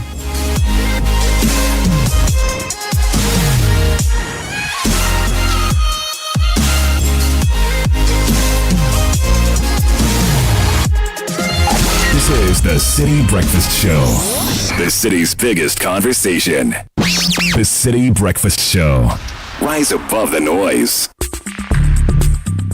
Join the conversation on the Citi Breakfast Show on Facebook at facebook.com/Citi97.3, Twitter at twitter.com/Citi973, and Instagram at instagram.com/Citi973 with the hashtag CitiCBS.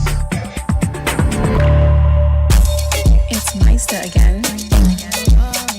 Oh no, yeah. Oh no. Charlie Alpha. Charlie Alpha, for this a crowd every day Alpha. Charlie Alpha, we dey grind every day Alpha.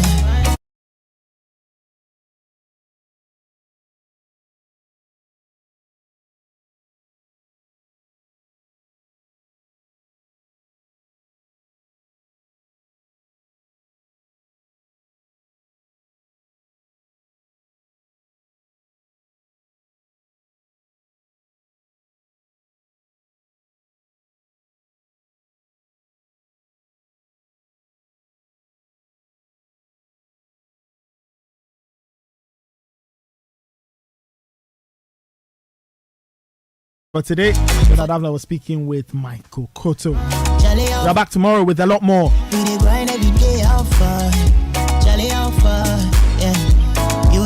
Alright, that's how we wrap it up on the Citi Breakfast Show today. My name is Nathan Kwao. Earlier you heard Bernard Avle, he was in the hot seat. Richard the last guy was here. And the papacy himself, Samuel Atamensa, was also here. Thank you for all the messages you sent through on the number 0549986996. We are back tomorrow morning with a lot more. Let's get into the Citi news at 10. Ajwa Tinkrama Domina is here with the latest.